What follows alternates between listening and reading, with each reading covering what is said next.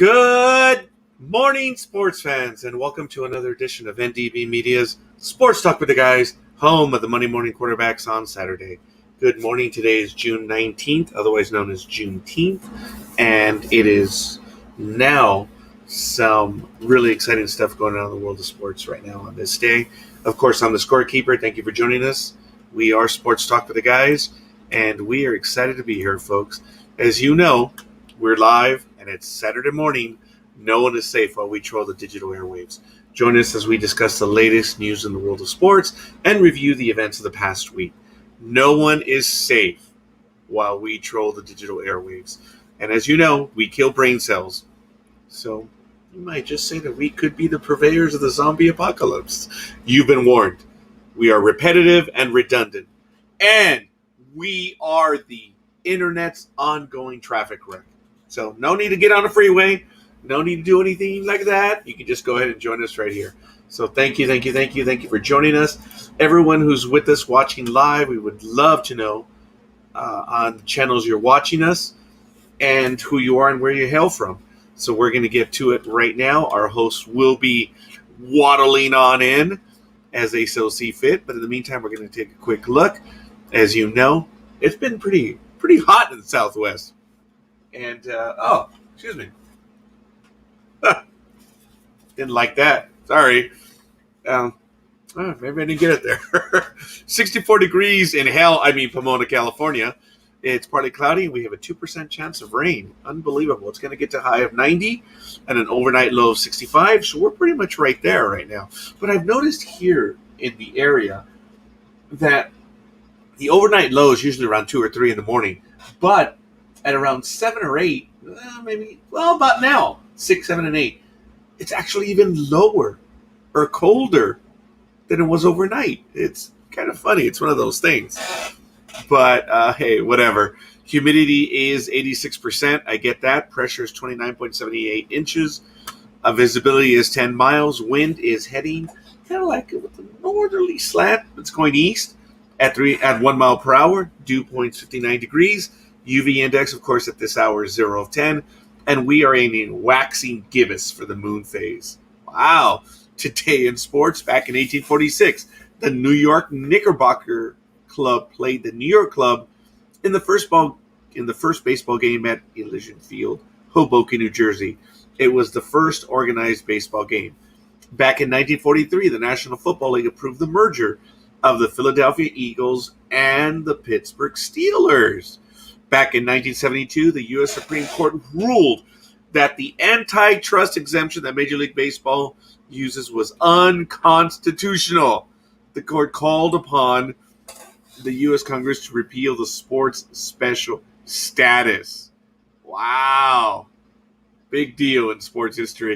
In 1973, Pete Rose collected his 2000th hit.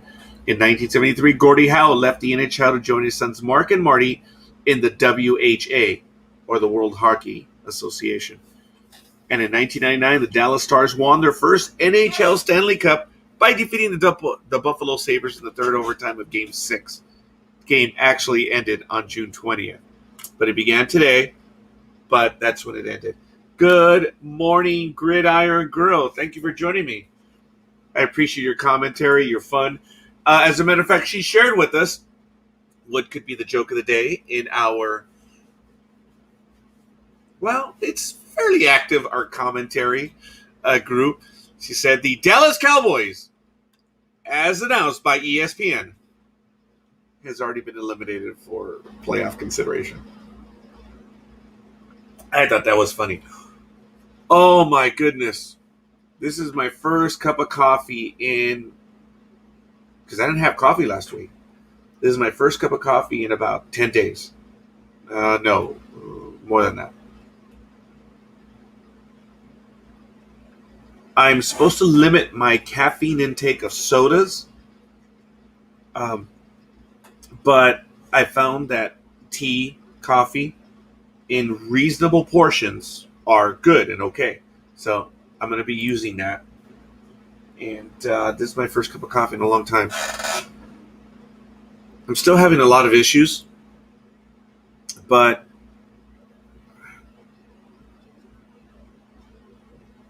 I don't know if I'm on the mend yet, because right now, oh my goodness, having a lot of issues right now. But we'll see. But it could be mental, Sports talk with the guys. But for everyone that sent me comments, contacted me, I thank you.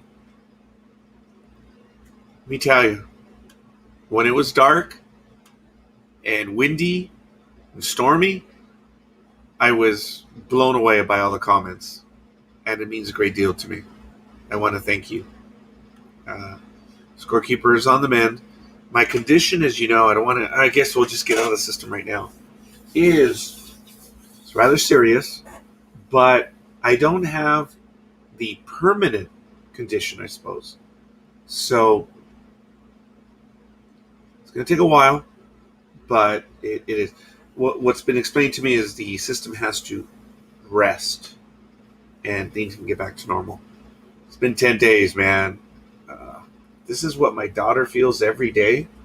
This is crazy. I don't know how she's done it. She's had it for over 8 years. Not the exact same thing that I have, the diverticulitis. But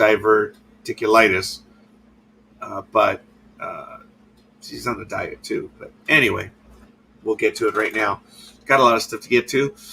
A coffin was being lowered into the ground at a traffic warden's funeral. A voice from inside screams, "I'm not dead! I'm not dead! Let me out!" The vicar smiles, leans forward, sucking air through his teeth, and mutters, "Too late, pal. I've already done the paperwork."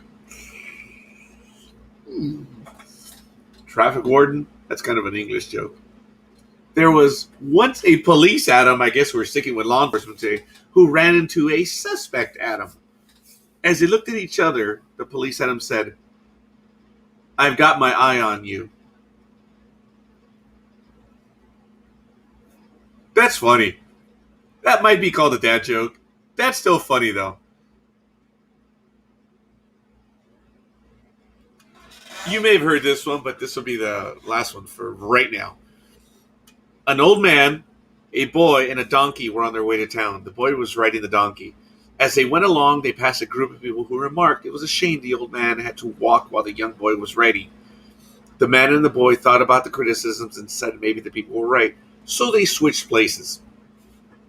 Later, they passed another group of people who remarked that it was a shame that the old man made the little boy walk. The two travelers decided that they would both walk. Soon they passed a third group of people who said they were stupid to walk when they had such a fine donkey to ride. So the two decided they would ride the donkey. The next group of people they passed said that it was awful that the two put such a heavy load on the poor donkey. The old man and the boy thought that maybe the people were right, so they decided to carry the donkey. Soon they came to a river with a narrow bridge spanning it. As they attempted to cross the bridge, they lost their grip on the animal and it fell into the river and drowned. The moral of the story? If you try to please everyone, you may as well kiss your ass goodbye. Ugh. Yes, indeed. Yesterday, folks, the Athletics took it to the Yankees on the Major League Baseball free game of the day, 5-3. The Nationals shut out the Mets 1-0. Pirates edged the Indians 11-10. Orioles 7-1 over the Blue Jays. The Braves 9-1 over the Cardinals. The Twins in 10 innings took it to the Rangers 7-5. Miami 10-2 over the Cubbies. The America's AAA team. Thank you for that.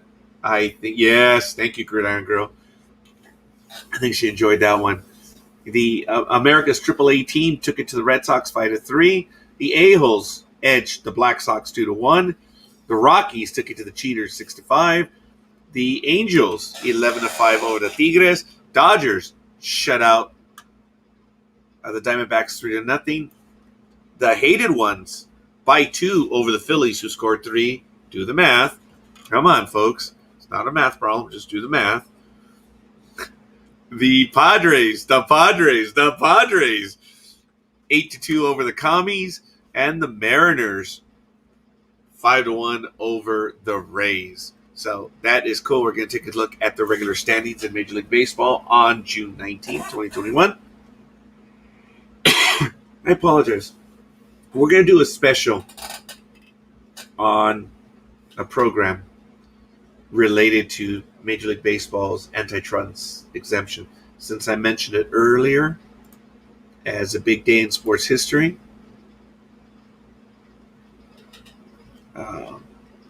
and it's how they were using it. If I'm not mistaken, this is related to Curtis Flood. I apologize. Did I say it was unconstitutional? I said it was constitutional. We're going to have to talk about the antitrust exemption. I have to create a video on that one. See if I can work on it this week.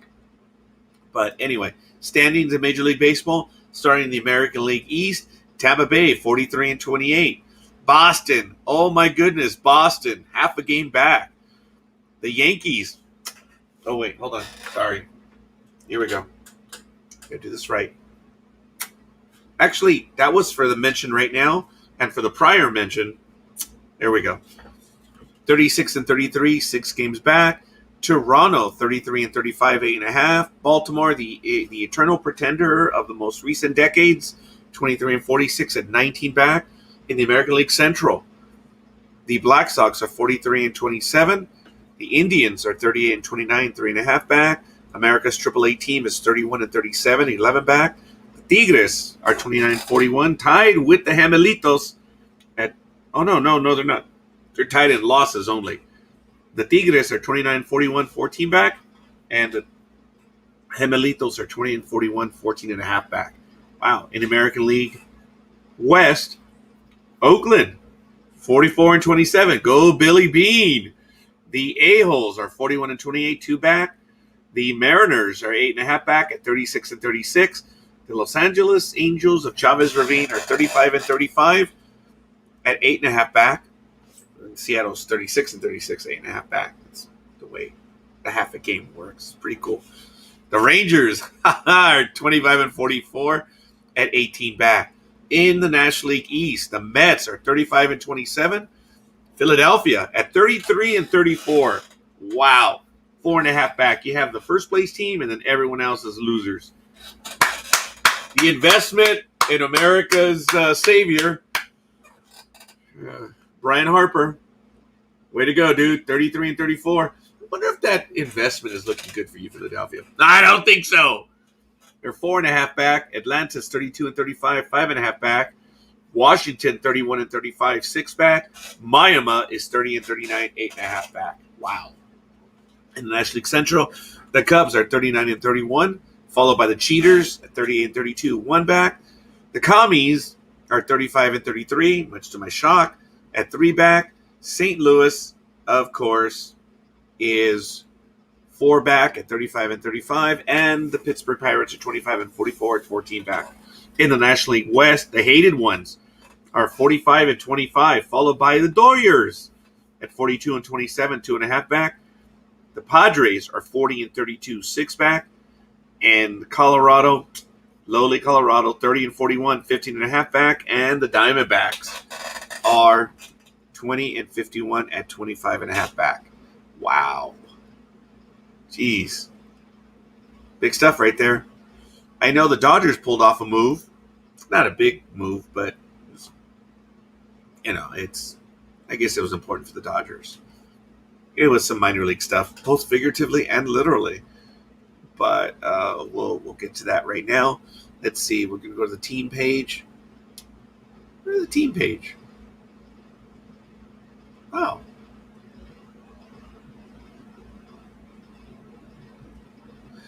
When you click on the Major League Baseball stuff, sidetrack, we're going to check on Major League Baseball TV.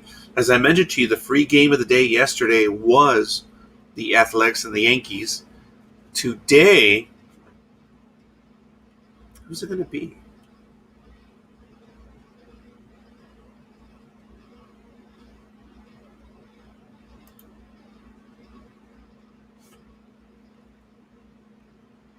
I thought of purchasing this one this time around, but I don't think I'm going to do that. It was on special in late May, and it was actually at a.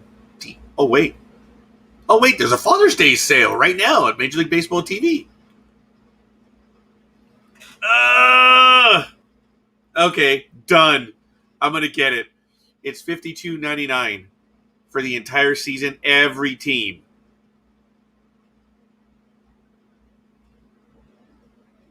All right, I think I'm gonna do this. I am going to do this. So we'll do the sign up in just a moment. I like this. So I'm going to save that page, go back to Major League Baseball. And I know Gridiron Girl, I don't know if she's happy about that trade, but it was good. It's kind of minor, actually. It's not big of a deal. But I imagine I'll get to it eventually.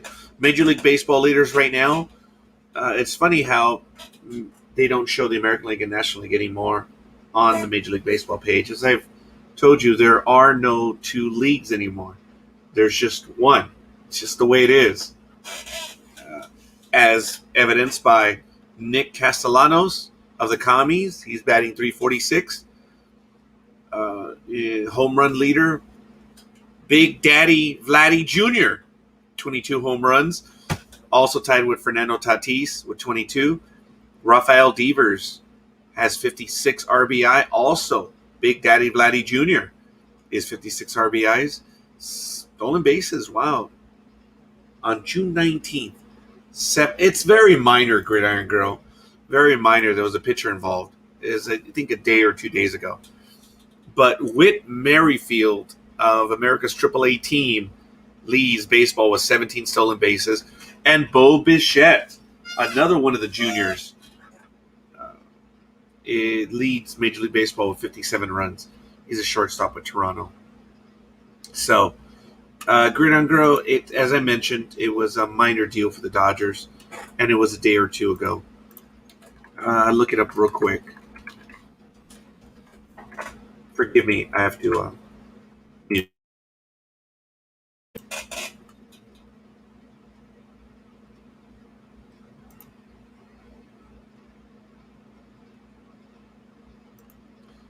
It was right here. I remembered. June 17th, it was announced at 10:54 a.m. on the Dodgers Nation that Dennis Santana was traded to the Texas Rangers. The Dodgers made a deal on Thursday morning that ended with a familiar face departing. Dennis Santana was, and no relation, was sent to the Texas Rangers in a deal that netted a minor league arm in the deal. The deal comes soon after Santana was designated for assignment by the Dodgers this past week. It ends an 8-year run with the team after Santana was signed as an international free agent by Los Angeles back in 2013 out of the Dominican Republic. In exchange for Santana, the Dodgers acquired left-handed pitcher Kelvin Bautista from the Rangers. Bautista is about to turn 22 years old and has yet to play above rookie ball with the pandemic stopping the 2020 season. Of course, Santana did have an explanation with him, and Dave Roberts commented that the stuff is certainly there for Dennis, but commanding his pitching was the next step in his career, and he'll have to take that next step with the Rangers. So congratulations and good luck, Dennis. As happens from time to time, the Dodgers get burned big time on deals. So as far as pitchers go, the Dodgers have traded away some incredible pitchers over the last 20, 30 years, as both Gridiron Girl and I know. It's crazy.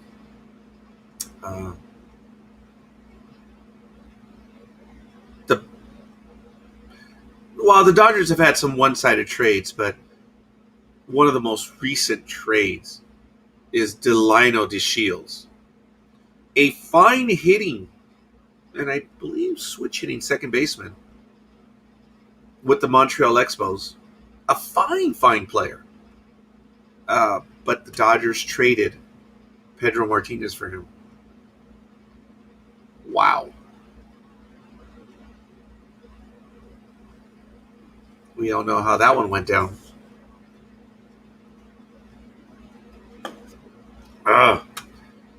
Looking south, Shohei Ohtani two-way star, exciting player. This week there was a clickbait article. Oh, and by the way, my T-shirt that I'm wearing, the Base Invaders, that was the name of our softball team, and this is the name, or this is the team that I was playing on when I continued to play. And for those of you that get the joke, it took me 2 years to realize that I should have retired 3 years earlier. So it's a bit of an exaggeration, but I love the coffee. And I'm all over the place, as you can tell. So this was the name of the team, Base Invaders. Played with Laura, played with Jennifer, played with Eric. There were quite a few teams, or quite a few fine players, as well as coworkers. Actually, they were all coworkers. I apologize. Long was on that team. Scott was also on that team. I'm forgetting some of the names, but and I loved Eric Batman. Really, he was cool, and he was damn good too. I think he was the older one of the bunch, and well, I think the older one, if at all. But it was fun being on that team. I showed up later, and they always made room for me. But it was obvious that I was laboring at the very end. But they didn't care. I was out there. Forgive me a moment. So, anyway, looks like two-way star Shohei Ohtani who is known for his prodigious power, and has now said he wants in. Says he's very excited. Always wanted to see a Japanese player participate in the home run derby, and it happens to be me. So I'm really excited. So this is really cool. There's the article on Major League Baseball, which I'm going to put in the chat room, talking about Shohei Ohtani, and it's right there. I didn't know that he was the first player of Japanese descent, but really exciting stuff. And I think that that's going to be a good addition, not only to Major League Baseball, to its fans, and to everything. The kid that this guy is, the stuff that this kid is doing is just, it's beyond the pale. They call him a two-way player. But if you haven't been paying attention, folks, Shohei Ohtani is the real deal. And it is exciting. I'll get to the article that I was talking about just a moment ago in relation to the Angels. But as happens, almost like clockwork right now at the 22-minute and the 23-minute mark, my glorious co-host, I want to wish them a good morning. Oh, Big Dog, you're here by a video. I thought you were here in person. Hi, sorry. I'm so happy you're here. Ha ha ha ha ha. I'm just so happy you're here. And we can all go... okay, I had no line. There's the man right down there. He knows. I was trying to come up. I was trying to, something religious fervor. I don't know, but I was trying to go there. Almighty. Good morning to both of you, Big Dog and Almighty. Thank you for joining me this morning. I was 22 minutes in. I was alone, man. It's okay now. Yeah, it's okay. With all the gas you have, you're never alone.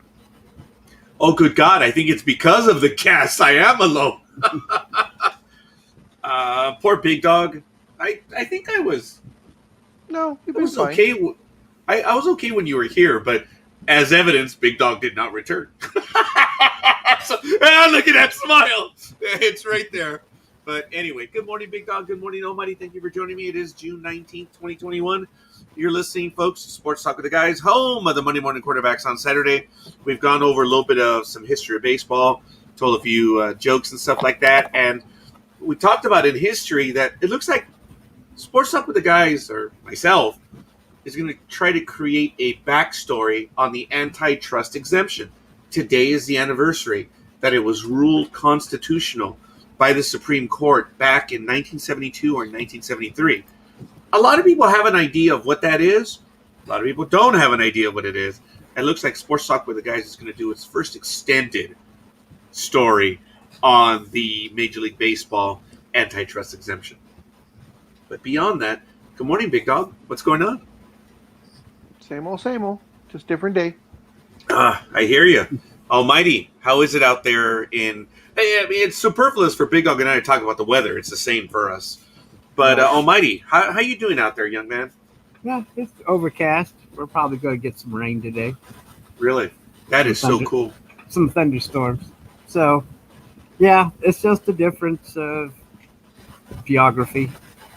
I mean, I know that out west it's pretty dry, but we're pretty wet, so I don't know. I mean, we could probably ship you some water, but oh, we should talk about an infrastructure project. There should be two major infrastructure projects. There should be a water pipeline that comes down either from Alaska or Canada down to the lower 48, and then from there it should branch off to kind of like, one to the west coast and one to, if those rat bastards on the east want some, they should get some, just in case. You never know. Well, Biden likes to cancel pipelines, so I don't see anything like that happen. Almighty, yes. Big Dog, we're getting quite a bit of feedback. I'm hearing it too, but I don't think it's from me. But I'll try. Then it's from Almighty. Then I'm getting feedback. We hear like a background noise. Now I think it's dropped off quite a bit. What does it sound like? Is it an echo? It was like white noise. Oh, I see. Yeah, sorry, I don't have a. Is it gone now? It's lower than it was about a minute ago. Well, let me know if it gets too bothersome, because I don't know what it is. Fair enough. It looks to be picking up just a little bit. It is picking up that white noise. It's like it, even though we cannot hear the voices, it sounds like there's activity in the background. Oh, well, then it must be the ghost, because I'm the only one here. So. Oh, I know how that happens. That's a DA show. That's a DA show, not us. Yeah. Yeah, there's. I'll bring that up at the next DA show. Oh, there it is. As a matter of fact, folks, sorry, I apologize. I have to mute myself for a moment. As a matter of fact, we do have several programs tonight at 7 p.m. Pacific time. The DA verse Ex Machina will be on tonight. Tomorrow at 8 p.m., Jedi Tax Online will be on. We actually have quite a bit of stuff that we're going to be talking about on that episode. You're doing an episode on Father's Day?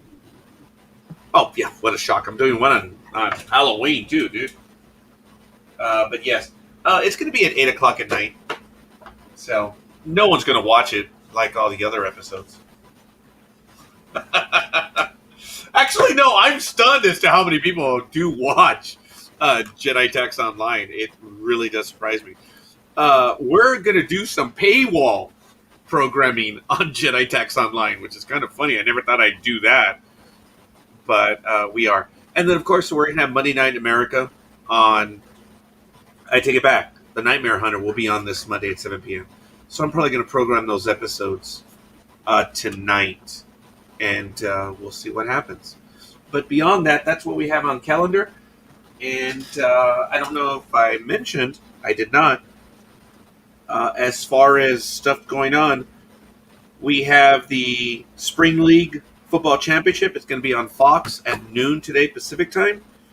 And then that's pretty much it. All other events are just regularly scheduled. We'll go into them later. I don't have an NHRA event, and I don't have a Formula One event. But I know last week was the Texas All-Star NASCAR Shootout. So I'm not sure who's up tomorrow. But we'll check it out for NASCAR in a little bit. All right, Big Dog, what stories would you like to get to? I kind of already went over the standings and scores for Major League Baseball, and I talked about the Dodgers' very minor trade. And once again, I do want to announce there is a Father's Day sale for Major League Baseball TV right now. We're not shills. We ain't getting any, both figuratively and literally. but it's $52.99 for all teams. So what Major League Baseball TV is, every team's out-of-market games, live or on demand. And there's lots of original content. I missed purchasing it in May. I was talking about it, but now it's available, so I'm going to do that today. I'm going to spend a little bit of money, and I'm going to get Major League Baseball TV and check it out. So if you want the monthly, it's $24.99. I think it's stupid for you to get the monthly. If you're going to get a monthly, it's like that's the price for the entire year. So, but if you want your single team out of market, it's $44.99. It's like, why? So, anyway, what do you want to get to, Big Dog? What stories would you like this morning? How was your first baseman, Mike Ford? Was he your starting first baseman? Was he off the bench? Was he decent? Actually, he showed flashes of brilliance. Let me tell you, that kid had a good glove on him, but he just flashes of brilliance is not enough to keep you in the major leagues. I have a sneaky suspicion that kid's going to do well, but he's going to be a journeyman throughout his career. The Yankees have done everything to give him a shot over the last 3 years, and he hasn't captured the job. It basically was his to lose, and he lost it. Is he a good player? Yeah. I'm sorry, Big Dog. Go ahead. No, I was gonna say he lost it, and I know we like to joke about trades and stuff, but we're back in the day. They got traded for a bunch of bats and baseballs and stuff, and young Mr. Ford, I guess, got only just a little bit better because he was traded for the Tampa Bay Rays for $100,000, and that money's not even needed up front. The money's due like July 15th. Now, Big Dog, that just goes to show you when the Yankees trade a player for money. Wow. But Big Dog, does that? Because I was looking at another article, and it mentioned that it was for a player to be named.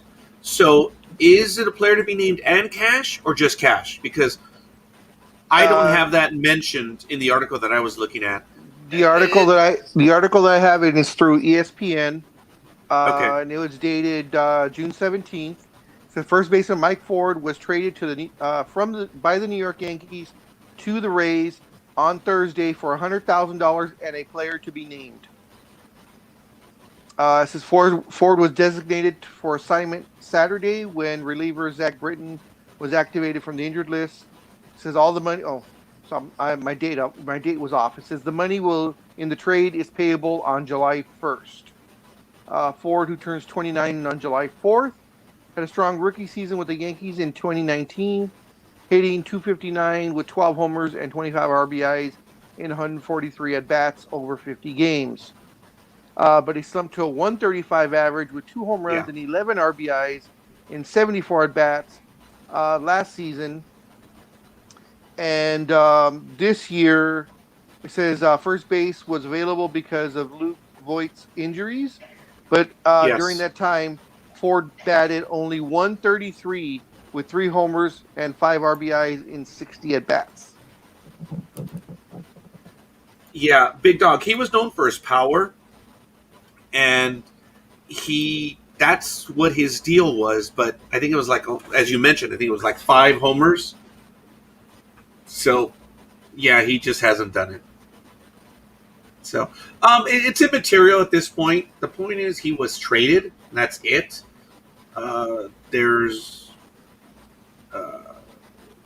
I see you later, pal. I hope you do well with the team. And he was traded to Miami, wasn't he, or the Rays? The Rays. It says here that Ford hit 83, 2 for 24 with 1 RBI in 7 games this season in AAA Scranton.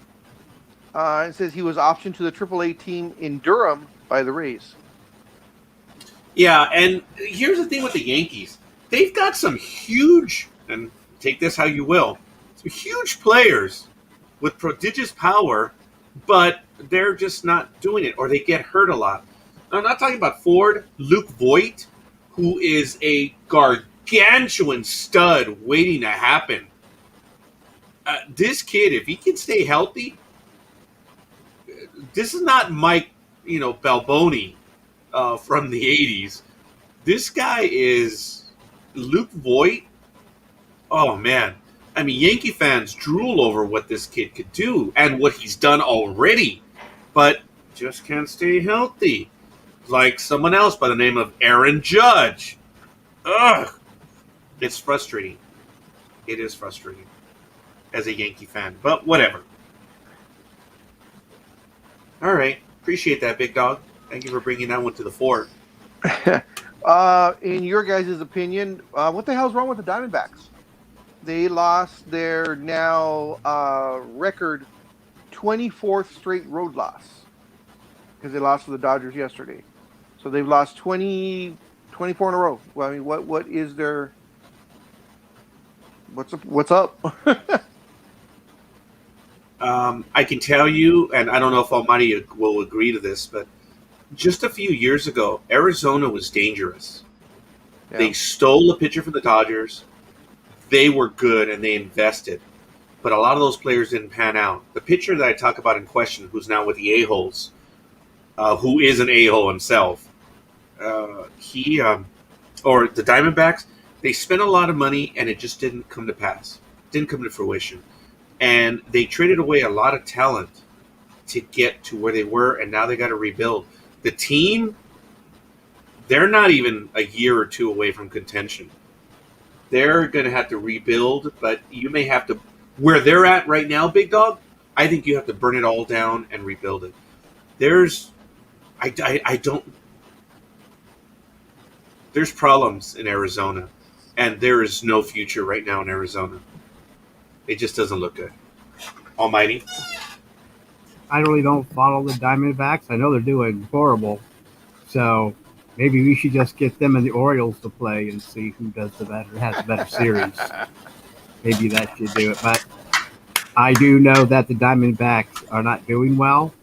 I guess I'll take your word for it, but it sounds like another implosion that didn't work out, or another whatever, the implosion because if you say they were in contention, now they're not, well, then it just looks like whatever they tried to do didn't work, and trying to rebuild in baseball can take a while. I mean, the Orioles have been bad for how long now? So, and plus, I can't speak. The Indians were bad for decades. So, I mean, really, I know it just depends on how the team's farm system does, too. I mean, they have to have a farm system to get into and develop these players. They just can't make trades, and they can't just trade for 9 guys. I guess, the Yankees do it all the time. But I'm just saying not every team can do that. Yeah, you can smile all you want, big scorekeeper. But I'm just saying that I don't know what's wrong with the Diamondbacks. I just know they're bad. So I'll just take your word for it, scorekeeper. So as of right now, they are They suck. And I hate saying that, but they suck. I know. Sorry, Big Dog. How many interruptions were there? Like 8 on that one? Sorry. Oh, Big Dog, sorry. So they're 9-31 on the road and 11-20 at home. Okay, that's bad, but that's not Oriole bad. Almighty, you've got it right. The Orioles have been bad for a while now, and they've had a few stars, but Nick Markakis took off. I was never a fan of that guy, but look at his record. He's been around for a while now. The Yankees picked up the lefty ace reliever from him, and he's still with the Yankees right now. I forget his name at the moment, but whatever players they've had, they've stolen. It's that first baseman, Chris Davis, had a monster year, and they signed him to a gargantuan contract, and he never produced. Never produced that albatross, and I think it's the Chris Davis curse now. These players have big deals or big years, and then they're pretty much no good after that.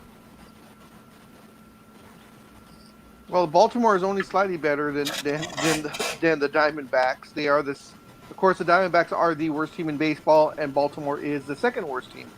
They're only 3 games better. They're 23 and 46. But I will say they're consistent because they're 12 and 21 at home and they're 11 and 25 on the road. So they're just as bad, I guess, home and away.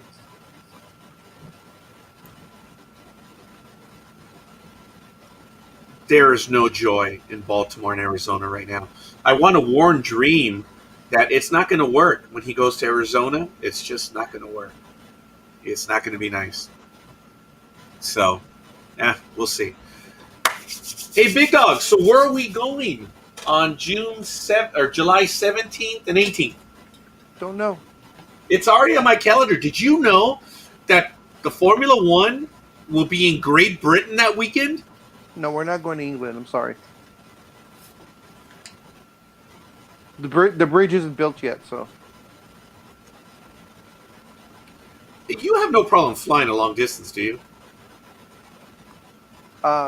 Did I not work for a certain company that flew me all over the United States? I don't know, Big Dog. I love flying. But hey, guys, do you know that you can get fares? I don't know why I'm pitching all these advertisers and I'm off on a tangent. But did you guys know that you guys can get a round trip to Europe, usually in January or February, for between $200 and $300? We should do this, guys. We should do a trip to Europe, man. No? Why not? No?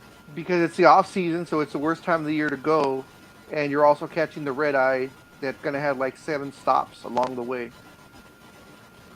Well, there 7 are stops? there are flights like that, but it depends how you plan it. And if it doesn't have 7 stops, it has like a Herculean layover of about 6 or 7 hours. But a student worker that worked with us traveled to Europe, and he took a line directly to Amsterdam and then straight up to York. And he was there for like 6 days. It was awesome, man. He spent less than $1,000. He lied. Like, He went to Amsterdam and he stood there in the red light district for all that time. He didn't go to England. He wanted to stay in the red light district. Let's move on. I'm not prepared to comment on that one right now. I mean, the rumors are true. Sure. Go ahead. Go ahead. I lost my thought there for a second. Oh, sorry. Now that we're talking about hookers and drugs, but Yep. Yeah, red light district. I mean, you can walk down. You can walk down the red light district, and just like the way you pass by those bay windows where you look at all the nice clothes and stuff, they're just having sex, and you just can stop and watch and move on to the next, or walk in and Wow. you sound like you've been there. He reads a lot. Just He read reads a stories. lot. Yes, just read stories. Yes. Or are you on redlightdistrict.com a lot? Yeah. I don't know. Don't know. Oh man, you guys are funny. But Yeah, real I am. quick, I am, but I'm under. I go on there under the NDD Media account though. No. Well, that explains a lot.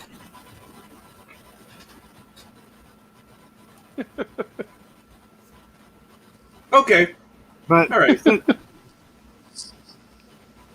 I guess I'll get to the Canadian Football League news of the week. Please. Is that last week they approved a 16-game schedule for 2021. They will start August 5th, and it will end December 12th with the 108th Grey Cup Championship. So they're scheduled to play. They took 2020 off. It seems like they were babies when the NFL said, fuck it, we're going to play. But I don't know. It could have been just the restrictions they had in Canada at the time, but they have a schedule up. So Okay. they're ready to go. They're going to play 16 games as opposed to 18 that they played in 19. So they're going to play 2 less games, but they're ready to go. So I'm glad to see that there's going to be football in Canada, and I'm sure that the fans will be happy to be able to watch their team play this year. Because, it had to have been more of a hellish time without having any football to watch. Now I know the rules are slightly different, but The main difference is their field is a little bit wider, correct? And longer. Oh, it is I'm longer. sorry. Okay. I'm sorry to Oh yeah. interrupt. Yeah, it is. Yeah, especially the end zone part. That's huge. I don't. What is it? Okay. 25 or whatever it is. It's just. Wow. But yeah, and plus they only have the 3 downs as opposed to 4. Yeah. Oh, that's right. I forgot about that. And there's probably a few other things that are different than us, but like I said, this is their 108th year since it's the 108th Grey Cup. So they're So doing something right. yeah, it's been going on. I mean, I haven't read anything more about them having a championship game with the XFL, so I don't know if that's happening or not. So, I hope not. I but do want to comment. But if they're starting in August, and I think the XFL start before that, don't they start in the Yeah, early? they're springtime. So I don't know how the championship game would work out now if they're not on the same, you know. So maybe that's something they can look into in 2022. But it seems like the CFL is playing later in the year, so I don't know how a championship would work out if they're not playing at the same time. The same time. Yeah. I think the Canadian Football League is probably taking a wait and see attitude on the XFL. I don't think they want to jump in and Right. and have it be like a 1 year thing. I think they're going to give the XFL, see if they can even complete an entire year. They couldn't do it 2 years ago when Vince re upped it, but of course COVID Yeah. had a lot to do with that. So, but still, True, but I don't know. I read it. I don't know how much of it was fact and fiction. I just saw the article, yeah, and it's one of those things, like you said. But I just thought it might be interesting if they could.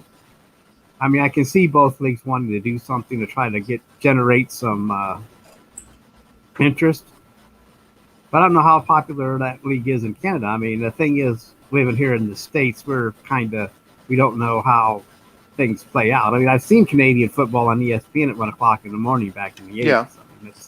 I mean, and I know that for a while there, wasn't it? I don't know when it was, 10, 20 years ago, they expanded and had a lot of American teams in there too, but then it shriveled up again. So it seems to come and go in spurts sometimes as far as expansion in the CFL.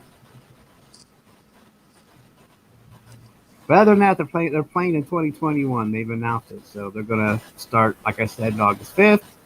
I put the schedule in our chat. I didn't know how to get it in the comment section, so I just.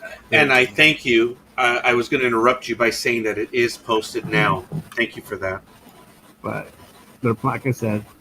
Anyway, that was the Canadian Football League news for this week. Almighty, do you, being that you're up in the Ohio area, do you have like a sports package or channel where you're able to check out some of the Canadian football games? No. Okay. I mean, as far as I know, Fox Sports or whatever, Ohio was bought by Bailey's, and we can't even get Indians game unless we have the right cable station. So now, your options to watch baseball, at least local baseball, is very limited. You have to have a certain cable company or package to get it, and it's very frustrating because you can no longer get it on Hulu. Oh, so, okay. So I mean, That people who have Hulu would watch baseball and then on other packages, but it seems like once Bailey's bought out Fox Sports or whatever, Sports Time Ohio, things just, the options to watch local sports and baseball just shriveled up. And I don't know if this is going to be fixed or not, but Bailey's bought it all, and somehow everything's just in a state of flux here in Ohio as far as baseball and other local things that we used to be able to watch. So, I don't know. It's really stupid that, you have a limited access to these sort of things, especially baseball. So yeah.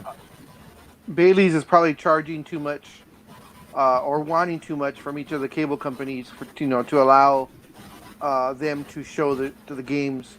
I remember here in LA when Spectrum went exclusive for the Lakers, I thought it was the funniest thing because I think it was DirecTV was a sponsor for Staples Center, and they weren't pay they refused to pay the for the right to show the games, the Laker games. So you could, because when you're when you're in the stadium, when you go to the concession stands, they have the TVs out there. You can see what's going on in the game while you're waiting in line. Well, always thought it was so funny that you're in Staples Center and you can't watch your own games because their their satellite slash cable company was DirecTV, and of course they weren't paying Spectrum to show the game, so you couldn't see the games in your own stadium That until they is that. yeah until the That Lakers is switched. some wow. That is something. I don't like I said I haven't been to an Indians game, so I don't know what it's like trying to watch a baseball game when you go to the concession stands. But all I know is that, like I just said, it's very limited here to watch the games on TV, and it's very unfortunate because I mean people did watch, especially since Yeah. the Indians are usually in the race or in the playoffs, and it's I don't know. Isn't I don't know. It just seems like it sounds like it's not. It's just par for the course for Bailey's. Since listening to your story about the Lakers, Yeah, and wasn't there a problem when with the Mets, or was it the Yankees that they were having problems and you couldn't watch it It in was all the the boroughs Yankees. or something? Oh, it It was the was the Yankees, right? Yankees. It was a cluster. I mean, it was huge. Basically, New York could not watch. Their own Uh, games. yeah, and it was, if I remember correctly, it was citywide. Yeah. It was a big deal. I don't know if, while adding to this, over here in Southern California, there are many parts of LA City that does not have Dodger baseball games. Hmm. And that's due to the different cable companies. Big Dog and I are fortunate because we are with the cable. Well, I'm not sure how it works with Big Dog, but I have access to both Frontier, DirecTV, and like it even exists anymore, but I think it's still out there. DirecTV, Dish, and Spectrum. And so I have access to 4 cable networks right here. Oh, So, you're talking about your choices. Oh, okay. yeah, and 2 of them are satellites. So go figure. But it irrespective. In other parts of Los Angeles, you're screwed if you don't Yeah, you have don't know. Spectrum. Yeah. You're not able to watch the Lakers. You're not able to watch the Dodgers, and I'm not even so certain you're able to watch the Angels as well. Anyone Angel can watch the Clippers. Angels are on Fox Sports, if I'm not mistaken. So I believe they're FS1 then. yeah. So and they just changed the call letters. So I'm not sure what it is now. It's Oh, they did. BBW or some shit like that. Because when I was looking for the Angel game just the other day, and I know their what cable. their call letters are big, beautiful women. I forgot what their call letter, but they did change because it used to be FS1 or FS2, which was Fox Sports. And I was noticing because I know what channel it's on. For me, over here in Riverside, it's 741 for the high definition channel. My high definition channels are the 700s. So it was 741 and oh no, 738. And when I went to it, the game was there, but the call letters had changed. I'm like, oh shit.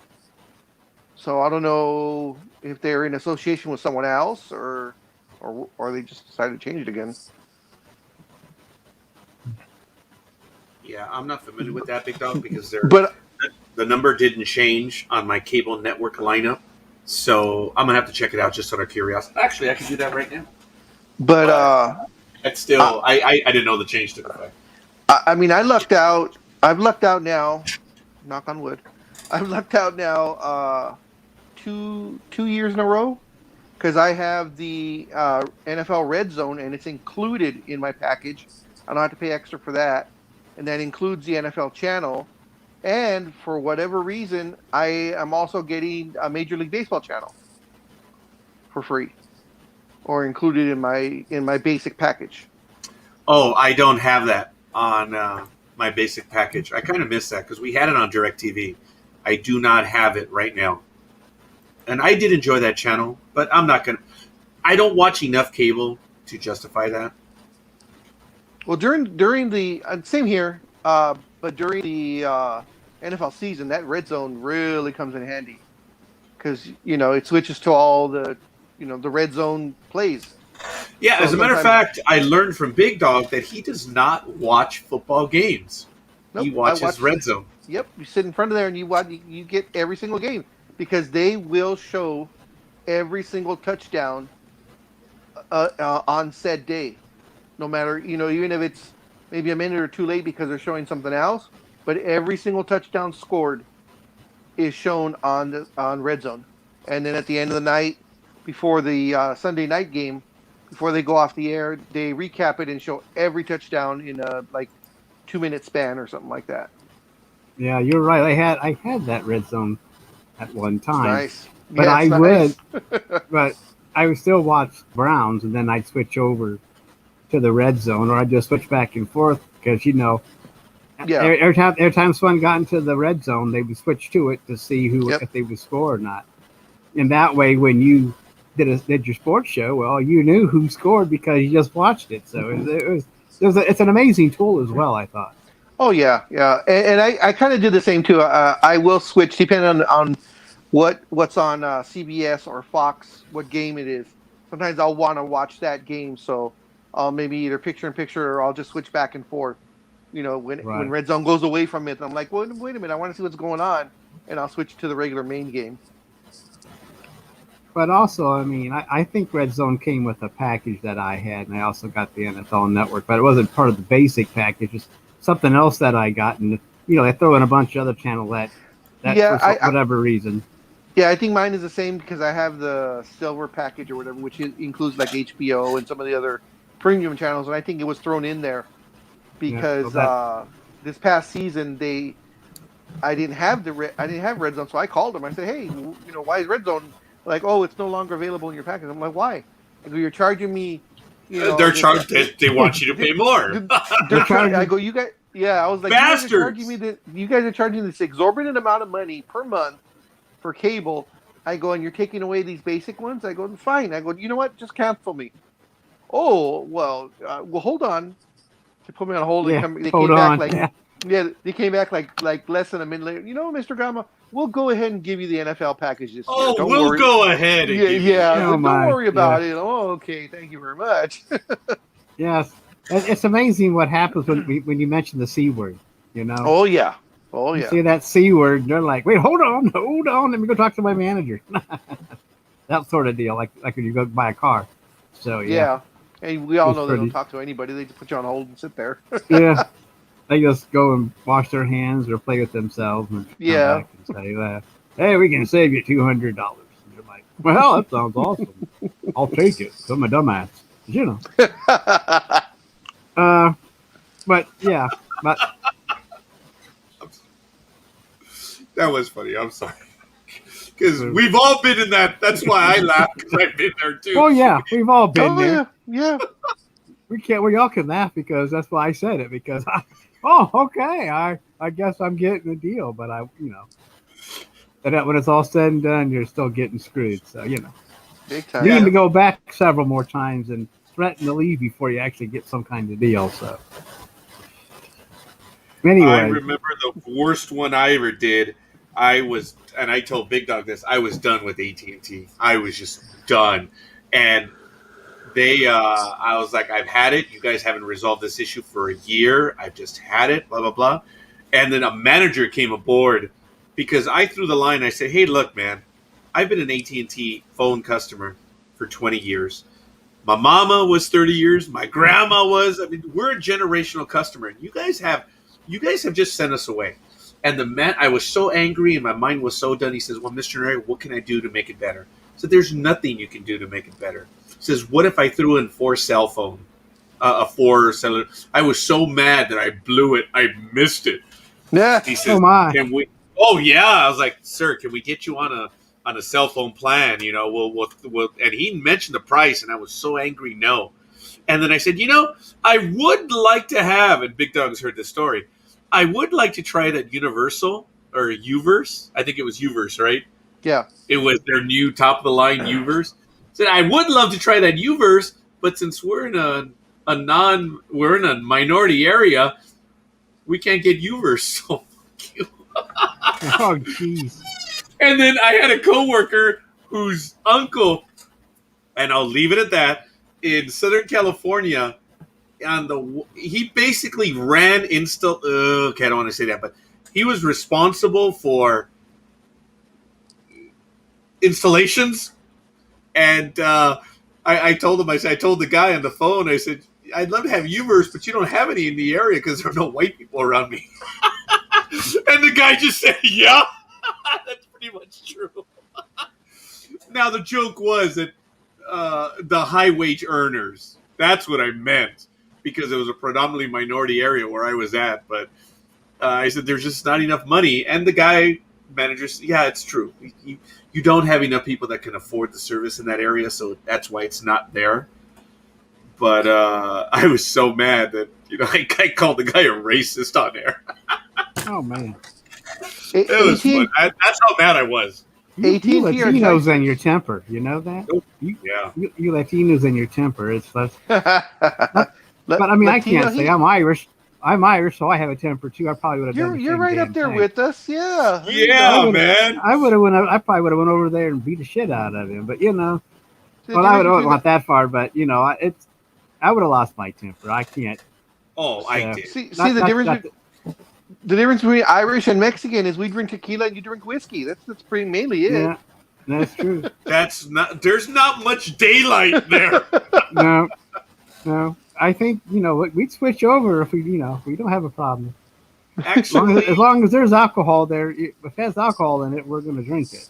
That's all when it comes to issues of family, food and stuff, there's not much daylight between us, Almighty. No, there's not.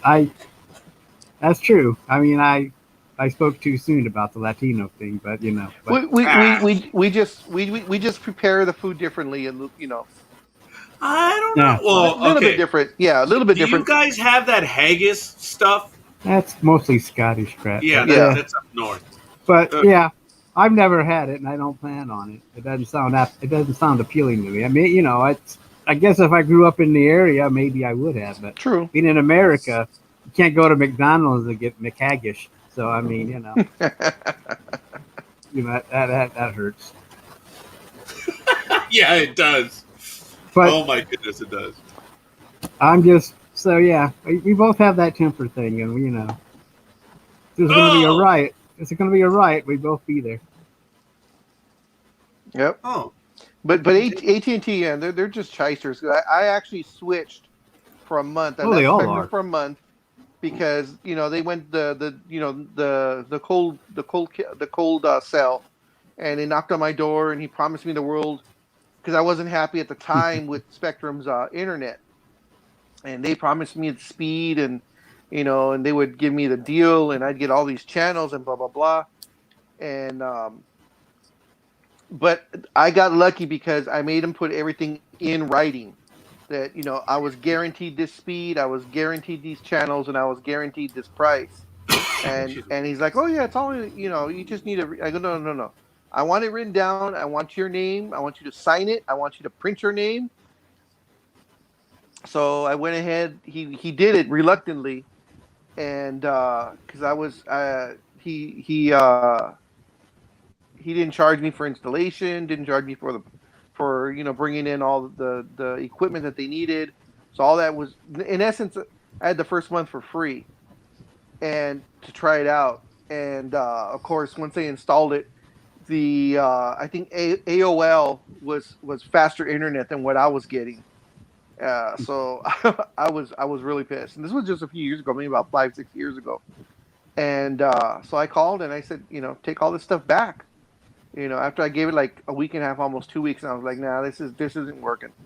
So they took it all back, and I just reconnected my my coaxial cable because I didn't cancel Spectrum. Oh, what happened? we just lost Big Dog. I guess we did. So, I guess until he gets back. know if there's. I guess I could go ahead and, for some reason, what's his name? Bills Cole Beasley says he may retire over NFL new COVID rules. I don't know So what happened there. He disappeared Yeah, I in the was middle of your talking. sentence. Yeah, I was talking, and the whole thing was just my iPad just went blank. I was like, "What the hell?" Oh, you shouldn't talk bad about your cable company. I was about to say that. There you go, buddy. I think that's what it was. I guess AT&T. See? There you go again. Now he's frozen. You okay there, big dog? He's in slow motion. There we go. I think it's catching up now. Say something, Raj. Raj, talk. Hi, big dog. Okay. Yeah, your audio. Yeah, I see your lips moving, and then I hear the audio 10 seconds later. So Okay. I'm gonna. Okay, to the side, big dog. How about now? Are you able to hear me now? I can hear you, but your lips aren't moving. But was that before? Before he was playing around. Yeah, I was playing around before. Oh, okay. Can you see my lips? Read my lips. No more taxes. You're a little bit off. I'm gonna go ahead and exit out, and I'm gonna try coming back in again. See if that does this. I'll be right back, guys. Okay, thanks, big dog. Well, I hope he can straighten that out. Yeah, hopefully he will. But we'll see. I really I want to thank you for the comment over on Twitch about wanting to be famous. We're okay right where we are, but thank you. I thank you for that. Appreciate it. Folks, as you know, we are on numerous platforms. Of course, we are on YouTube, Facebook, and Twitch. We want to thank you for following us and appreciate the love that we've been receiving. But it's all good stuff right now. So I don't know what I'm going to do, Almighty. I signed up for it. I've got it. I have Major League Baseball TV. I went ahead and purchased that right now. Well, if you watch enough baseball, I guess it'll be worth it, right? Yeah, I guess so. We'll have to see. But, so they're running a special on that package? Yeah, right now, yes. It is $52.99 for the rest of the season. That's not bad, really. Yeah. And for me, it works knowing that I have auto-market stuff. So, pick only one favorite team. Well, I already have it. Oh, okay. I think this is just under my regular account. There's Big Dog. Let's see if he comes back. Hi, Big Dog. There we go. Now it's working. There we go. How you doing, Big Dog? I'm just fine.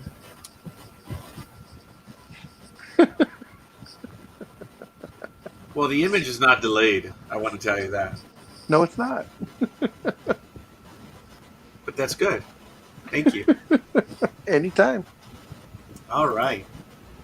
So I mentioned to Almighty right now that I made the jump. I'm in. I did purchase the Major League Baseball TV. Oh. So we'll see. We'll see. And it's only the rest of the season. So, all right. So I have to worry about the free game of whatever. So the Yes Network, the Yes Network is included? Yes, all non-nationally televised games and out-of-market games are available. So I now have everyone basically when they're not at home. So the Yankees, every game I'm going to have, unless they're on ESPN or unless they're probably over here. No, it's actually every game. That's the beauty of it. If I wanted to get Dodgers, I'm screwed. I can only see what the Dodgers are doing outside of. So, Can you do it? Can you do it like the NFL package where you can watch several games at once? So, no, with the NFL package, when you get the NFL, whatever it's called, where you can actually say, I want to see this game, that game, and it's boxed, kind of like Red Zone when they have three games going at the same time in the red zone where they box it in, or like us right now that you're looking at us. Is the Major League Baseball package? Can you do that? Do you know? I don't know. I will be checking it out. You'll Like I find said, out. yep, I do have it right now. There's a specific page for it. I don't think it has that, but who knows? I'm looking forward to it. I'll be able to watch quite a few games. Oh, Almighty just went dark, and the background noise just left. Yeah, it's because he muted himself. Now he's back. I don't know what Nope, that now he's background. back. I don't know what the background noise is. I'm trying. I don't know. How bad is it though? I don't want. It is electronic. Has it been going on the whole time? Oh yeah. But it's not that loud. Yeah, I've never. I don't. This is the first time it's happened. It's never done it before, so that's okay. I mean, it doesn't bother me. All that water has gotten into your electronics. Yeah. Yeah, exactly. Very quickly, before we do forget, folks, we are going to do the Hapless Harper watch. Thank you, Big Dog, for that. We're going to see how he is doing or not doing. But you already know. He was injured last week, correct? So there was no. Several weeks ago. Was he injured again? Yeah, I thought he was still injured last week, or still on the DL, or injured. Excuse me, the injured list. Well, he was injured last week, wasn't he? Yeah. See. But is he healthy? But is he healthy for this week's watch? Yeah, he missed one game last week. Maybe that's about it. But we'll go over it right now. He's played. He played yesterday, and he also played on the 15th and on the 14th. So he had an off day, and I believe the team had an off day. So he's had an off day all year. Well, I will tell you that in the last 7 games, Mr. Harper's batting .308. Wow. With no home runs, 3 RBIs. He's walked once, struck out 6 times. He has scored 3 runs. His on base is .333, and his slugging is .346. So it's not much there. In the last 15 games, he is batting .224, .286, and .293 respectively, with 1 home run, 7 RBIs in 58 at-bats. And in the last 30 games, he's batting a Herculean .250 with a .339 on base and a .411 slugging. He does have 4 home runs and 10 RBIs. So, congratulations, Philadelphia. The Great White Hope. Good job. You guys did a marvelous job in spending $330 million.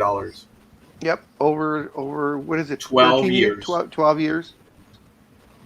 So the guy they're paying $20-some odd million a year to is being outshined by an American League pitcher. Not bad. Yes, he's being outshined by an American League pitcher. Hey, good for Harper. He got his money, and he's showing up. But, folks, I do not begrudge a player when they're paid their money. Nor do I. Yeah, I just begrudge when they're just not performing. So. Yeah, but I was going to say, but at the same time, if you're not earning that money, we are going to come after you. Oh, good God, yes. And good morning, Double D. Thank you for joining us. Good morning, Double D. We will get into. I will congratulate you now on. Yes, they won. They won. That's the big news. As a basketball analyst, I will give them their props. They did it, and they did it without their star. Yeah, Kawhi was out, right? Kawhi's out. He was out in Game 5. He was out in this last Game 6. And they survived the onslaught both games in 5 and 6. The Utah Jazz came out blazing hot in the first half. Yeah, they were really down. They were down by 25 at the half, weren't they? I think it was 20. I can't remember if it was 17 or 22 at the half, but in the middle of the third quarter, right about the beginning of the third quarter, they were down by 25, and then the Clippers just got hot, and as hot as they got, that's how cold Utah got, and they closed it out. So for the first time in their 57-year whatever career that they've had. They made it to the conference finals for the first time ever. Well, I thought it was 51. Maybe it is 57. It could be 51. It's a been a long time. It's been a long time. Yeah, and this is it's the first. been 5 it's the decades. first time they've ever. Yeah, it's the first time they've ever gotten into the third round. And that the finals. That other player, man, took charge. He was a surprise. I would have bet $5 million if I had the money that he would not have a game like that. This kid showed didn't show that, like that kind of scoring or whatever. But right place, right time. The stars were aligned for him, and he turned in the game of his career. He came at the right time. I mean, maybe he was just tired of losing the first round. I mean, he said, "Screw this." I mean, we're so close. No use blowing it now. Yep. The pressure on the Clippers as a team, individually, it's a joke. And the Clippers have been the butt of many singers on this program. I've been to a Clipper game, so I admit it, but I'm very dismissive of the Clippers. I don't rip them as much as others, but I always say, "Oh yeah, have they gotten out of this second round yet?" So that's been my mantra forever. Yeah, okay. And don't get me wrong, I was a Clipper fan there for a little while when they had Harper, Manning. I think it was Michael Cage. What was the guy? Harper. Well, it was Harper. Yeah. And the analyst on TNT right now, he was on that team, if I'm not mistaken. Kenny the Jet? No. The four analysts are Shaq, Kenny the Jet, and Charles. Barkley, you mentioned three. Jet. Yeah. Analyst, no. Ernie Johnson. He never played. He does play-by-play. I apologize. He's not an analyst on that stuff. He's done on some of the big games that TNT has. He's play-by-play. Or not play-by-play, but he's color analyst. I forget his name. I thought he had an attitude. He had this shimmy when he would score. Oh, God, on my nerves. Not talking about Paul Pierce, are you? It could be Pierce. But Pierce played in like the mid 2000s. No. It's not that guy. No. I'll remember. He's a TNT color analyst. I will see it. But Gridiron Girl did make a comment that she was just watching the game just to watch, and she enjoyed the game. Of course, Double D is laughing over our commentary because we have to eat it, I suppose. And Mark she Jackson? says all that talking. Yes, Mr. Jackson. Yes, thank you. Jackson, that was actually a good Clippers team. They took, I think it was on Phoenix. Paper, but they still sucked. Okay. The Clippers have not been They relevant made until the mid-2000s. The team that I'm talking about took them to the playoffs, and they lost to Phoenix after taking the first two games of the series against Phoenix and Charles Barkley, and they couldn't do it. I remember that year. It was in the early 90s, and that's when the coach too was Brown or Larry Brown was the coach, because before they had their success in the mid 2000s. Larry Brown was the only coach that took them to the playoffs, and it was 2 years. I think it was 95 and 97 or 94 and 96, something like that. But I remember he took them 1 year, then they missed a year, and then he took them another year, and then they didn't do anything again. So 2 years. Excuse me. Well, as I mentioned, they had some talent back then, and it was really against what the owner was at the time, who just had him as his plaything. And Mr. Elgin Baylor had assembled a dangerous team, an exciting team. But it was just unfortunate they never had the wherewithal to get past the second round. But nevertheless, that's when I cheered for that team. They had some good players. They had a good bench, and it wasn't too bad. But Double D, I know anyways. My hate, I don't have a hatred for anyone or anything. Oh no, I take it back. There are two teams, yeah. But beyond that, Clippers, congratulations to them. They took the 7-game series. Who's their opponent now, Big Dog? They will be facing the Phoenix Suns. So again, Phoenix. Wow. They took out the number 1 team, which was the Utah Jazz, and now they're going to face the number 2 team. But Kawhi's status is unknown at this time. The Clippers are keeping it very close to the vest. Hi, Roz. They are keeping it very close to the vest. All they are saying is that they're waiting for game day, and then they're announcing that he is unavailable. The injury, no one knows what the injury is, other than it is a knee injury of some sort. Speculation is that he either tore an ACL or a PCL or whatever CL is other available in there, and at the very minimum that it's strained.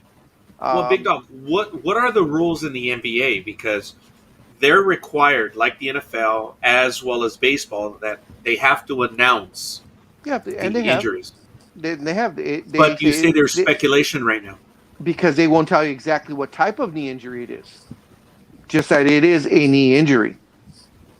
They say he has an injured knee and he is out for the game and he is listed day to day. But as far as what type of knee injury, they are not telling you. And I don't know if that is required, other than the fact that your man is injured and this is the body part that's injured. I don't know if you have to actually say, oh, he tore his meniscus in his right leg and his ACL or his PCL is partially torn, blah, blah, blah. I don't know if you have to actually give that information. Usually it's a given, but I don't know if it's required. Fair enough. Just very quickly before I forget, I want to give some shout-outs. We did get the first like from Gridiron Girl, Sonia Robles. Nick Valente, good morning, sir. Thank you for joining us. And Rosalind Brinson, young lady, thank you for joining us. And appreciate the likes there. Thank you, thank you, thank you. Gridiron Girl is talking about having a bacon and cheese on a roll. You mean Roz was talking about that. What did I say? Gridiron Girl. Sure. Rosalind. And good for her. Congratulations. What I would do for just a slice of bacon right now. But it's all good. It's all good. We already did the Hapless Harper watch, so we're good. I now have a Major League Baseball subscription package, so I did purchase it for Father's Day because, quite frankly, folks, that's all I'm going to get. So it's all good. Roger is happy about his package. Yes, he is. I know. I'm excited to buy it. So we'll see.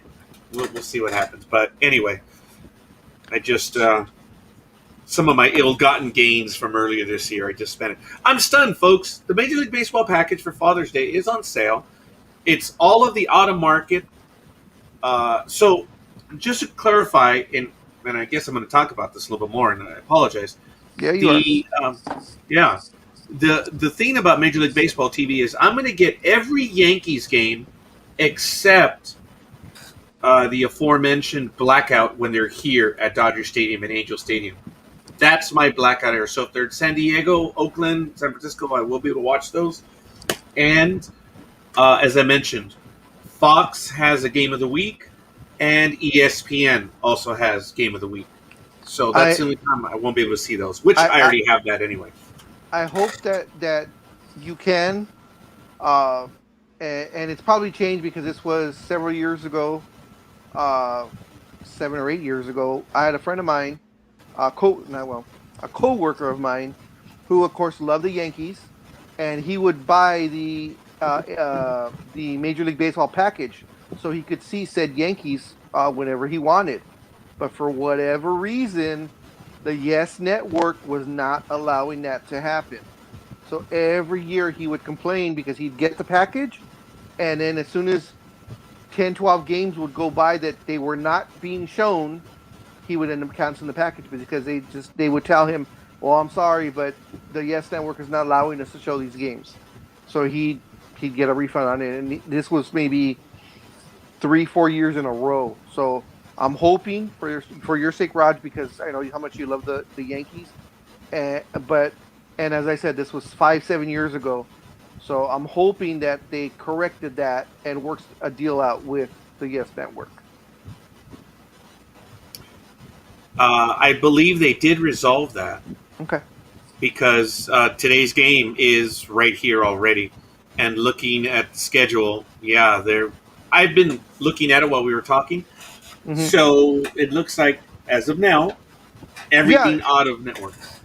Well, I mean, the explanation, the way he would give it is, it would be listed, and then when he would click on it, it would say due to whatever, whatever. Kind of like when you have a local blackout, like on TNT, but they're showing it on Spectrum, and Spectrum's not allowing it to be shown, so TNT's black, saying, for whatever reason, or the NBA network, which they still do it like that every so often.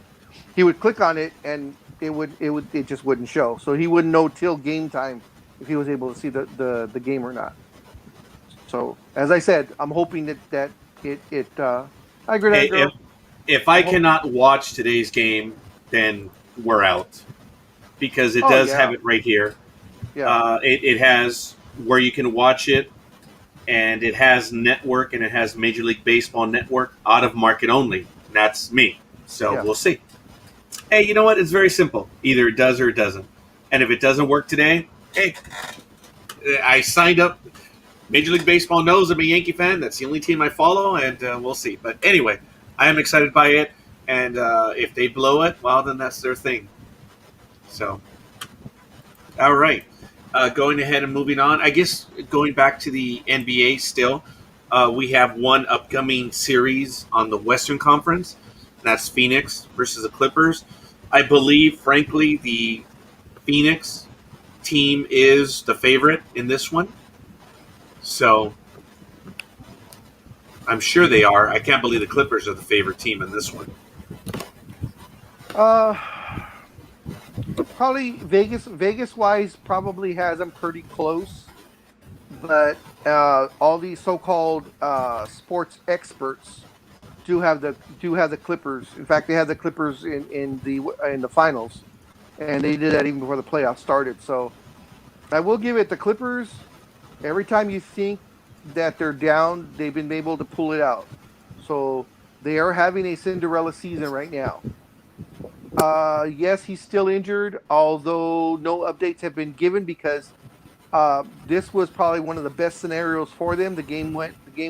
Actually, the best thing would have been to go game 7 to give him a couple of extra days rest.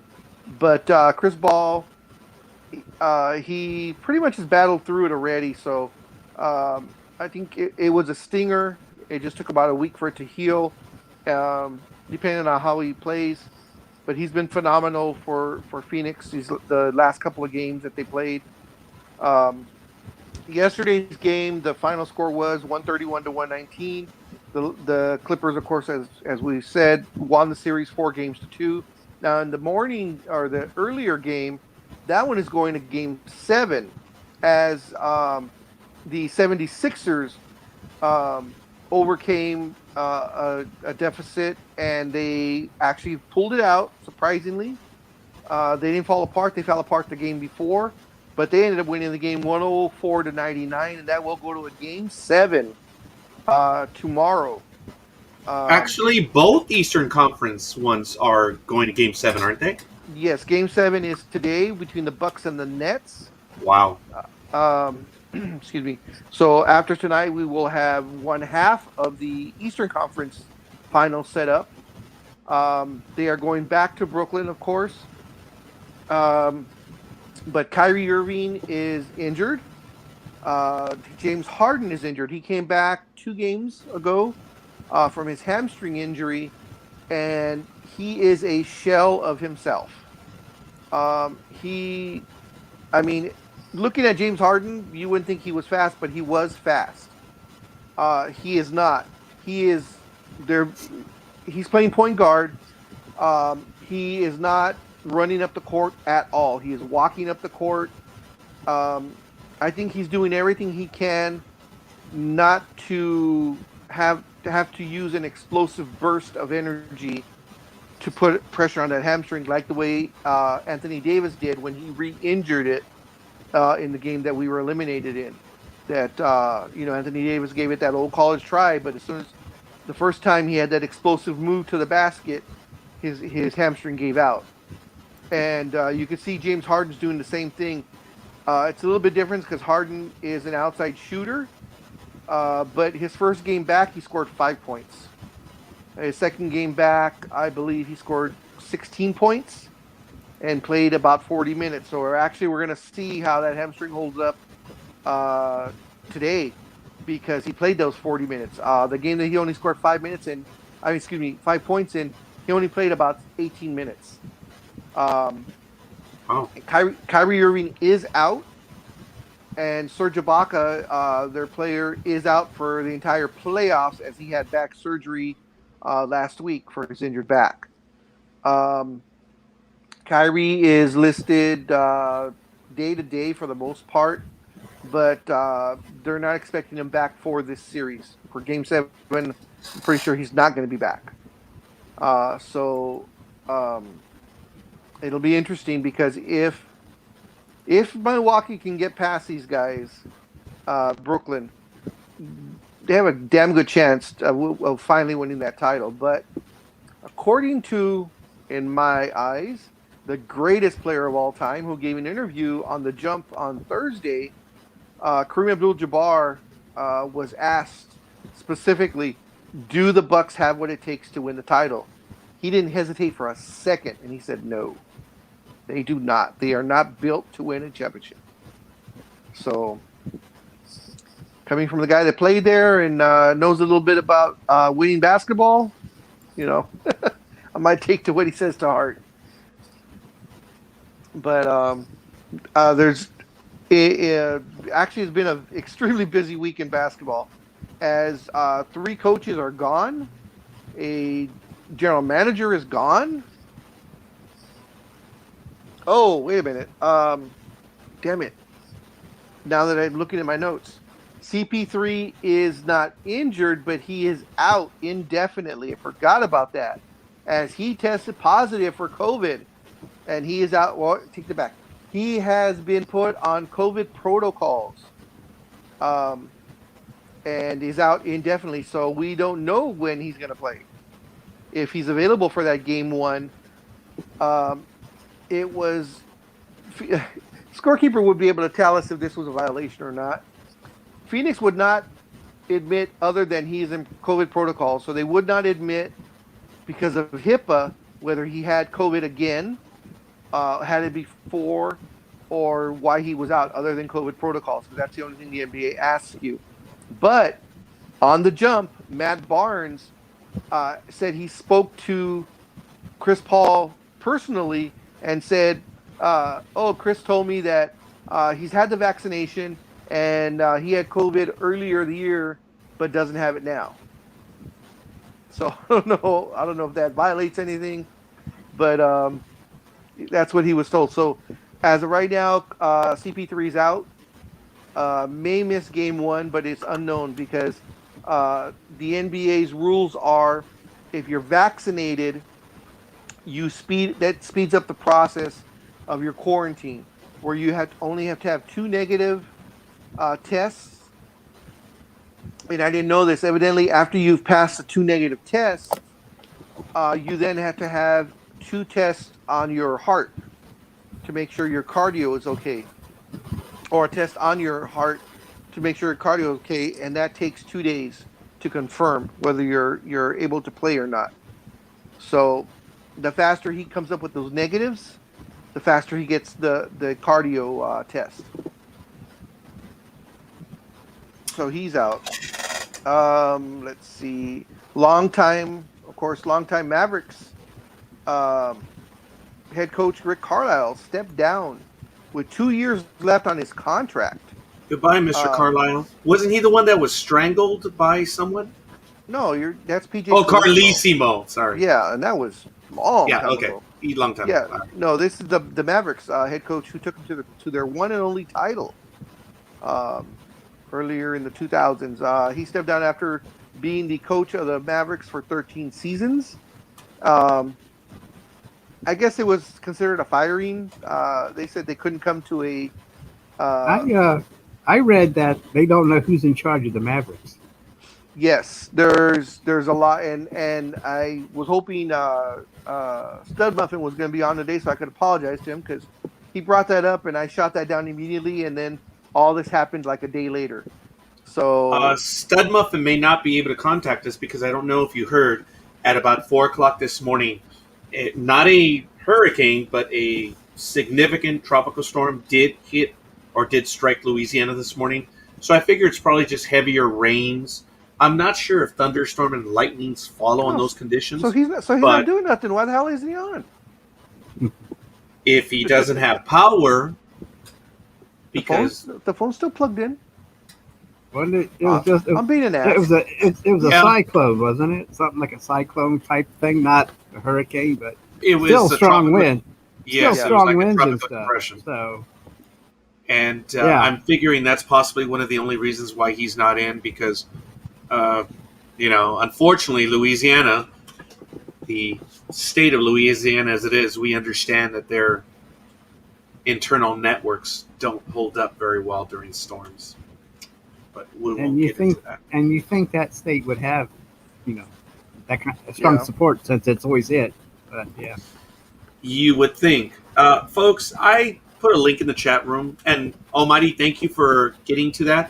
Big Dog, take a look in the private chat. I think there's a good thing to talk about, and we can get to that in a moment. But just very quickly, I placed a link in the chat room regarding HIPAA, folks, and it gives you the definitions to HIPAA right there. And basically, it's a privacy rule, federal protections for personal information held by covered entities, and gives patients an array of rights with respect to that information. The reason why HIPAA came into effect in the early days of the internet, your personal background was on the internet and it was open. You could look up your name and you could find it. That was absolutely horrible. And that's one of the reasons why HIPAA is in effect. A lot of people don't understand what HIPAA covers and what it doesn't cover. And it's something that I don't really want to get into right now because the definitions are right there on the link that I provided. So if you want to look at HIPAA in the way it's used in sports, if you have a contractual agreement that these are the rules and this is what we're going to do, and you accede to it, then you're okay. If you choose not to, well, then it comes into question whether you can actually be a part of that job or not.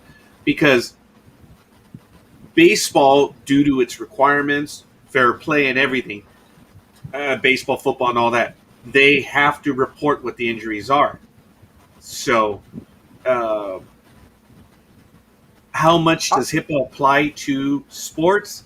You have to understand that there are already contracts there. Look, they cannot give super personal stuff that doesn't affect your ability to play the game. But if it's going to keep you out of a game, look at the sports, how they handle it. That's not me giving an answer.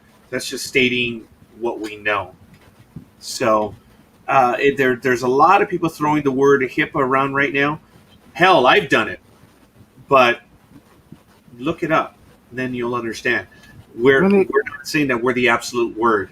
Actually, before you go, Almighty, Big Dog wanted to say something? No. Okay, go ahead, Almighty. Sorry. I just wanted to say something about HIPAA. Like, when you watch TV shows, it seems like a doctor will tell anybody what's going on. They ask, hey, what's happening? And they'll just tell them, well, he has this. Like, no, he can't do that. Shut up. I mean, it's like... Yeah, that is true. It just seems like, whoever asks the doctor what's wrong, he'll just go ahead and tell them everything down to the detail. And it's like, no. But that's just me. I just follow. I mean, that's what bothers me about procedural shows, that they get so much shit wrong that I can't watch it. I surely can't. I actually can't watch courtroom dramas because I just go, no, shut up, no, stop you. No, you can't do that. But that's just me. That's just me. I know exactly what I'm the same way with some of the shows I watch. I'm like, no, you can't do that. And no, you don't need no. So it just bothers me sometimes to watch it, and it's like, oh no, that's why are you're supposed to be asking questions, not giving your speech right now or whatever, or your ending arguments. You just no. So this is the time for it. I witness think it was- understand. I appreciate you saying it was an argument. I think it was more of a denial than anything else. Yeah, but anyway, yeah. that's why. I mean, I don't have not really has nothing to do with HIPAA. But when you watch a movie or TV show and people are it giving had a lot to do with HIPAA. and That's doctors what we're are talking about. and doctors and nurses are giving it up like it's no big deal, like it's everyday conversation, and it's actually not. It's not. Yeah. I mean, if you're, so I mean, just gotta you gotta realize that when they just can't tell anybody what's going on, and that's why they also look around the room before they talk to you too. Sometimes make sure there's somebody in there that's supposed to hear everything that's going on. Yep. And the reason why it comes into play in sports is because basically it covers this. It covers the insurance companies, not only the insurance companies, but the medical field. That's obvious. Duh. And then it has to do with your employer. Your employer cannot reveal any information. And that's what kind of Big Dog was alluding to a little while ago as to how much can actually be revealed. Well, it's the privacy rule that you cannot reveal anything without the consent of the player or the employee. And if the employee says no, it's no. But there's an understanding because, again, when you look at it, there are basic understandings in sports, such as knee injuries. Is that a private issue? Yes, but it's required for the sport. And if you assent to it because it's part of the rules, so be it. So there are, not saying ways around it, and I will abhor the loophole comment. Guys, look at the damn word loophole. The way everyone uses it, the level of ignorance is unbelievable. But it's a word that should be thrown away. Loophole. It is. You know what? It's a simple man's way of trying to explain something complex. So was that a loophole right now? So, in your opinion, was Matt Barnes violating HIPAA? Because remember before you answer, he does not work for the NBA at all. He was talking to a friend, and his friend told him, "I don't have HIPAA," and he revealed that on the air. If his friend allowed him to do so? No. It's just like if you and me talk, and then later on Sports Talk with the guys, I reveal what you told me. It's a violation of personal confidence. It actually is not. Now, if he's a union officer, no, he has nothing to do with the NBA. He is a retired player who works on ESPN as an announcer. That's it. And ESPN has the NBA rules and guidelines do not stretch out onto network television. Well, it's not, and I appreciate that, Big Dog. It's not what the rules; it's what the law says. And I know there's an extension of what they call business associates. And look it up on the rules, folks. I don't have a solid answer for that because I don't know what business associates is. But if Big Dog, if I share with the Big Dog personal information and then he in turn does so, that's not a violation of HIPAA. It's not. It's just that, and then that's why I was talking about that. Guys, look at the legal definition of it. It's very limited in scope as to who and what. So, to answer your question, no, Barnes would not have any. I am a payroll. Other than a pissed off friend saying, "Hey, you shouldn't have told him that." Oh yeah. Unfortunately, but that's a moral violation, man. Yeah. And that might even be greater than HIPAA. Jeez. Because once you go down that road. Yeah. Does that get the team in trouble since he said they said he was not playing because of COVID protocols, and then he says he doesn't have COVID? I mean, isn't that kind of no, because the word COVID protocols is more of an umbrella catch-all, which means it could be that a family member or your barber has it and you were in contact with them 3 days ago. Yeah. So because of contact tracing, you're out. Yeah. Or your masseuse. Yeah, I got that. Or your stripper, whoever. Yeah, but okay, now I get that. I see it's an umbrella thing, which makes sense. Yeah. But he doesn't have it. But as far as so it could be like you said, it could be he could have been exposed to an Exposed to it, outside yeah. source, and I got you. Yeah. So But yeah, back it is to what it Rick. is. Okay, go ahead. No, So what it you're is what it saying- is. Sorry, big dog. Go ahead, Almighty. I was gonna say, you were talking about injuries have to be exposed. So the gamblers were able to get above HIPAA, so they can know all the injuries that are going on with knees and elbows and shoulders and stuff like that. Well, that's the most consistent use we see, but no. The NFL, well, yes, I shouldn't have said, but no. I'm going to say, but no, in that that's not the only thing. It's Well, no, I know it's the not the rules. only thing. Yeah, but it's the rules of the NFL. Yeah, it's been in the rules for a long, long time, and I mean, even Belichick got in trouble for always saying that Brady was questionable every week, but didn't have anything to back it up, and they finally got on him about that because Brady was questionable every week. And it was like, well, so what? And to me, that was just a ploy. It didn't mean it. I mean, to me, it was okay, but because I mean, why couldn't he be questionable? I mean, he could say, I'm sure he's sore after a game, and you can make it. Well, he's kind of questionable. He's got to beat up, so we don't know. But it's just to me, it was like one of those things you do to the psych, just to psych out your opponent and like say, well, he's questionable. We don't know he's going to, But with gambling coming in, Here we everything go. has to be more precise. Loophole. Yep, I was just gonna say that. So Almighty, he was using that rule as a loophole. Yeah, he was. But I didn't say loophole. But But I didn't want to have Roger go on another tangent. I just thought. Folks, look. For me, loophole, busted play. The somebodies of the world. Very good, thank you. The somebodies of the world. There are just some things. Oh, and the almighty one. Forgive me, Almighty. I didn't mean to take your name, but the almighty one is. He has been moderately successful throwing up the middle. What the does that mean? Yeah, what the heck? Yeah, we talked about that moderately before, and it's like, okay. Or a You second don't even understand the word, you morons. Or a second career year. I mean, if he's moderately successful, then he better stop.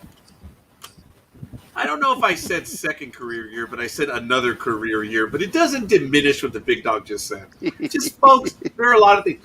And the one that irks me the most of the somebodies of the world, when you look at who is saying it or using that phrase in the media, look at what they're saying. They're really saying nothing. They have nothing to say. And I've always directed it to those.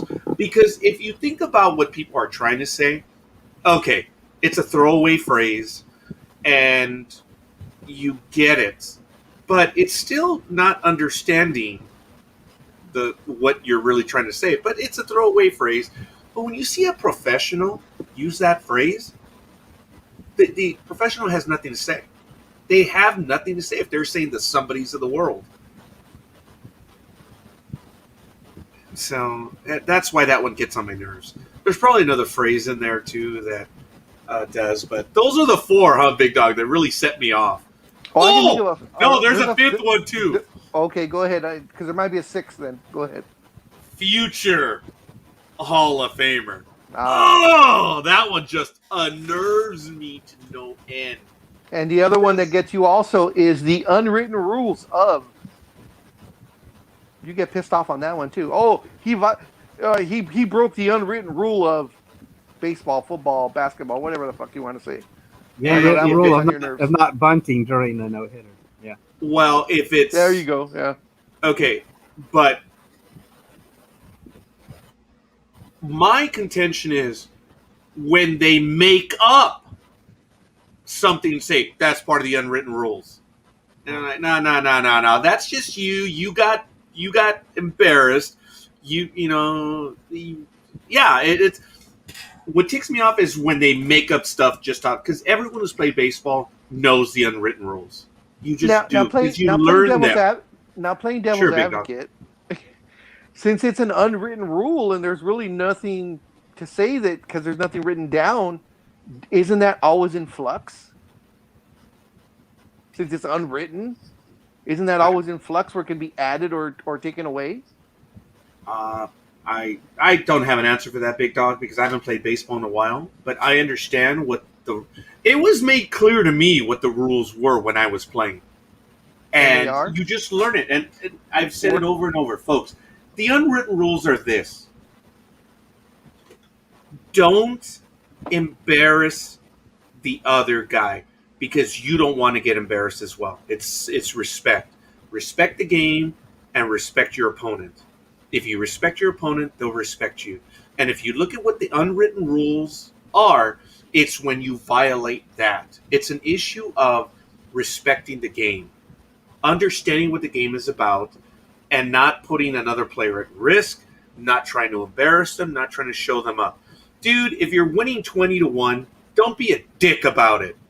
And it goes back to what our mamas would tell us. Don't be a dick about it on the field. If you're going to win, you're going to win. There's no need to be a dick. And that's the unwritten rules. Don't be a dick. And all these effing millennials, all they do is live in dick mode. That's it. Because of the games that they play. And they're the video game generation, and that's all they are. They want to what my generation would call showboating, what my generation would call disrespecting the game, what my generation would call bush league. So when a player runs across Be a professional. When the player runs across a pitcher's mound and they say that's you've broken the unwritten rule by doing that, how is that disrespecting the other team? Because you ran across, huh?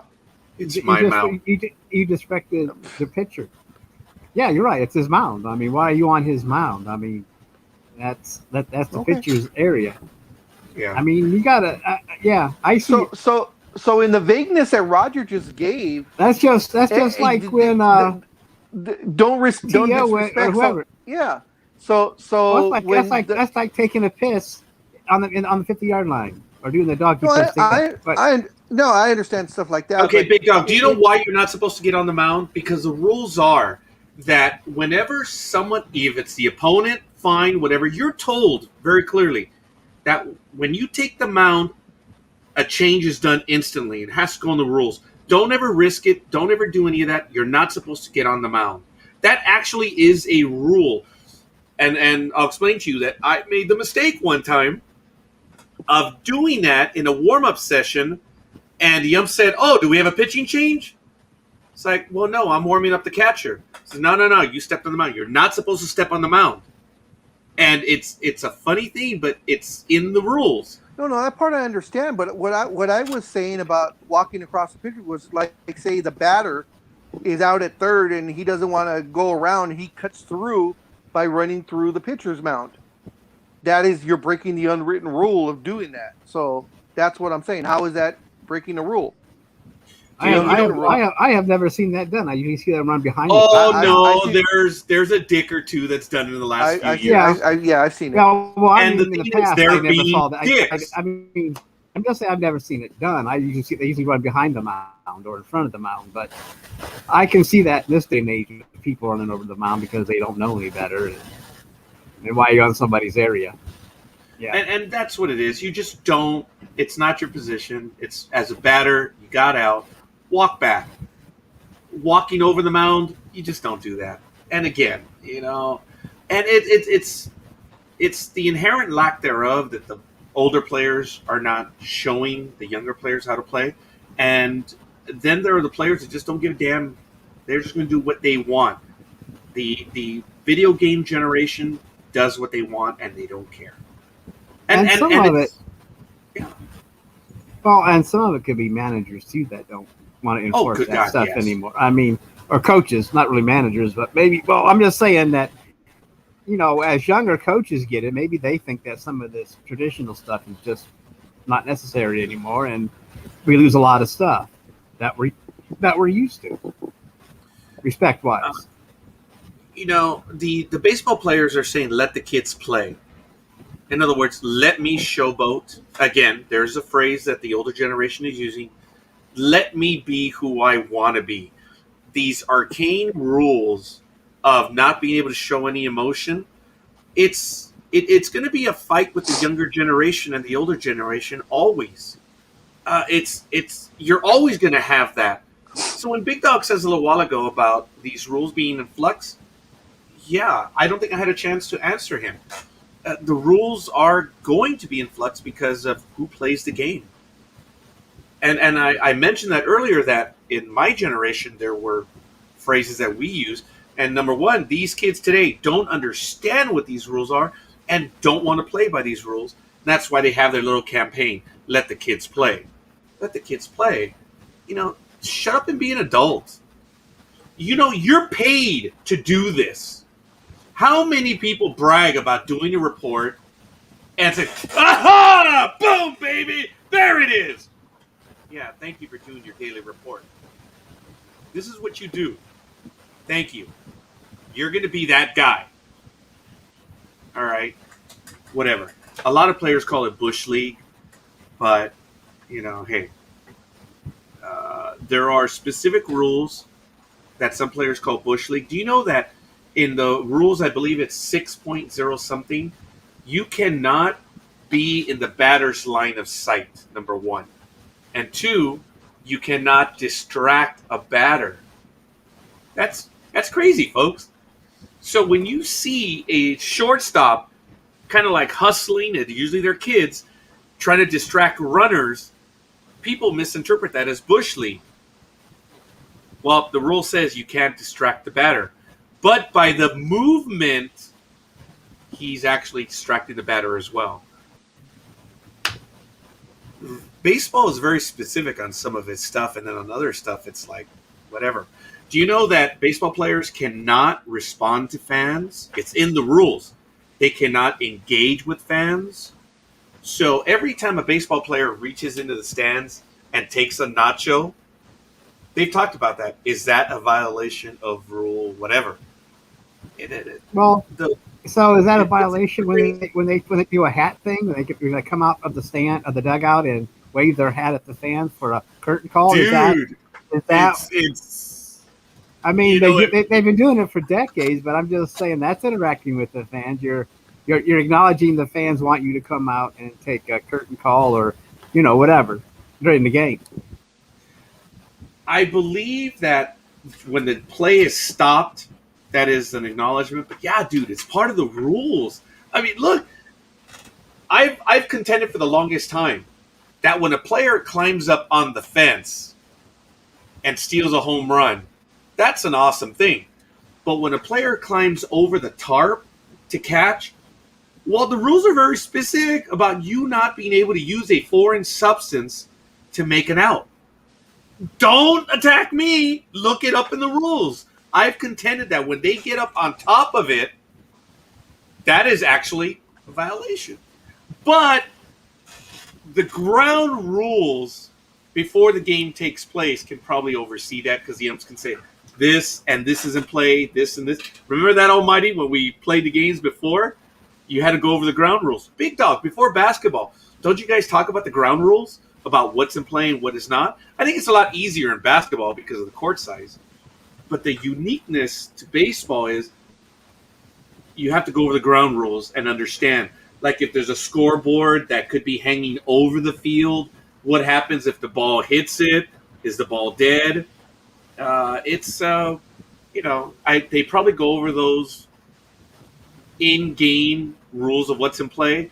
So it might negate my argument of the tarp, them climbing on top of the tarp to make the play.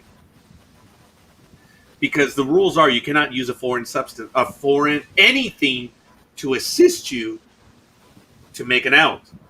So wouldn't climbing the wall be the contended. same? I've said that forever. I said that's actually illegal. If you climb a fence, that's actually illegal. So Bo Jackson did something illegal. He ran up like Spider-Man. I mean, yeah, I remember that, man. You have to make an exception for that one, though. I mean, my God, when you see Bo Jackson running up the side of a wall like Spider-Man, it's like, no, you have to let that one go. I mean, my God, that's almost impossible, but he pulled it off. And well, actually, anything about Bo Jackson was impossible, but that's just the way it was. Yeah. Big Dog knows that I have the rule book here in my desk. I've had it for years. So people will get colorful with me. I'm like, nah. Here it is. tell. But we spent way too much time on that. Big Dog. Good morning, Dream. There he is.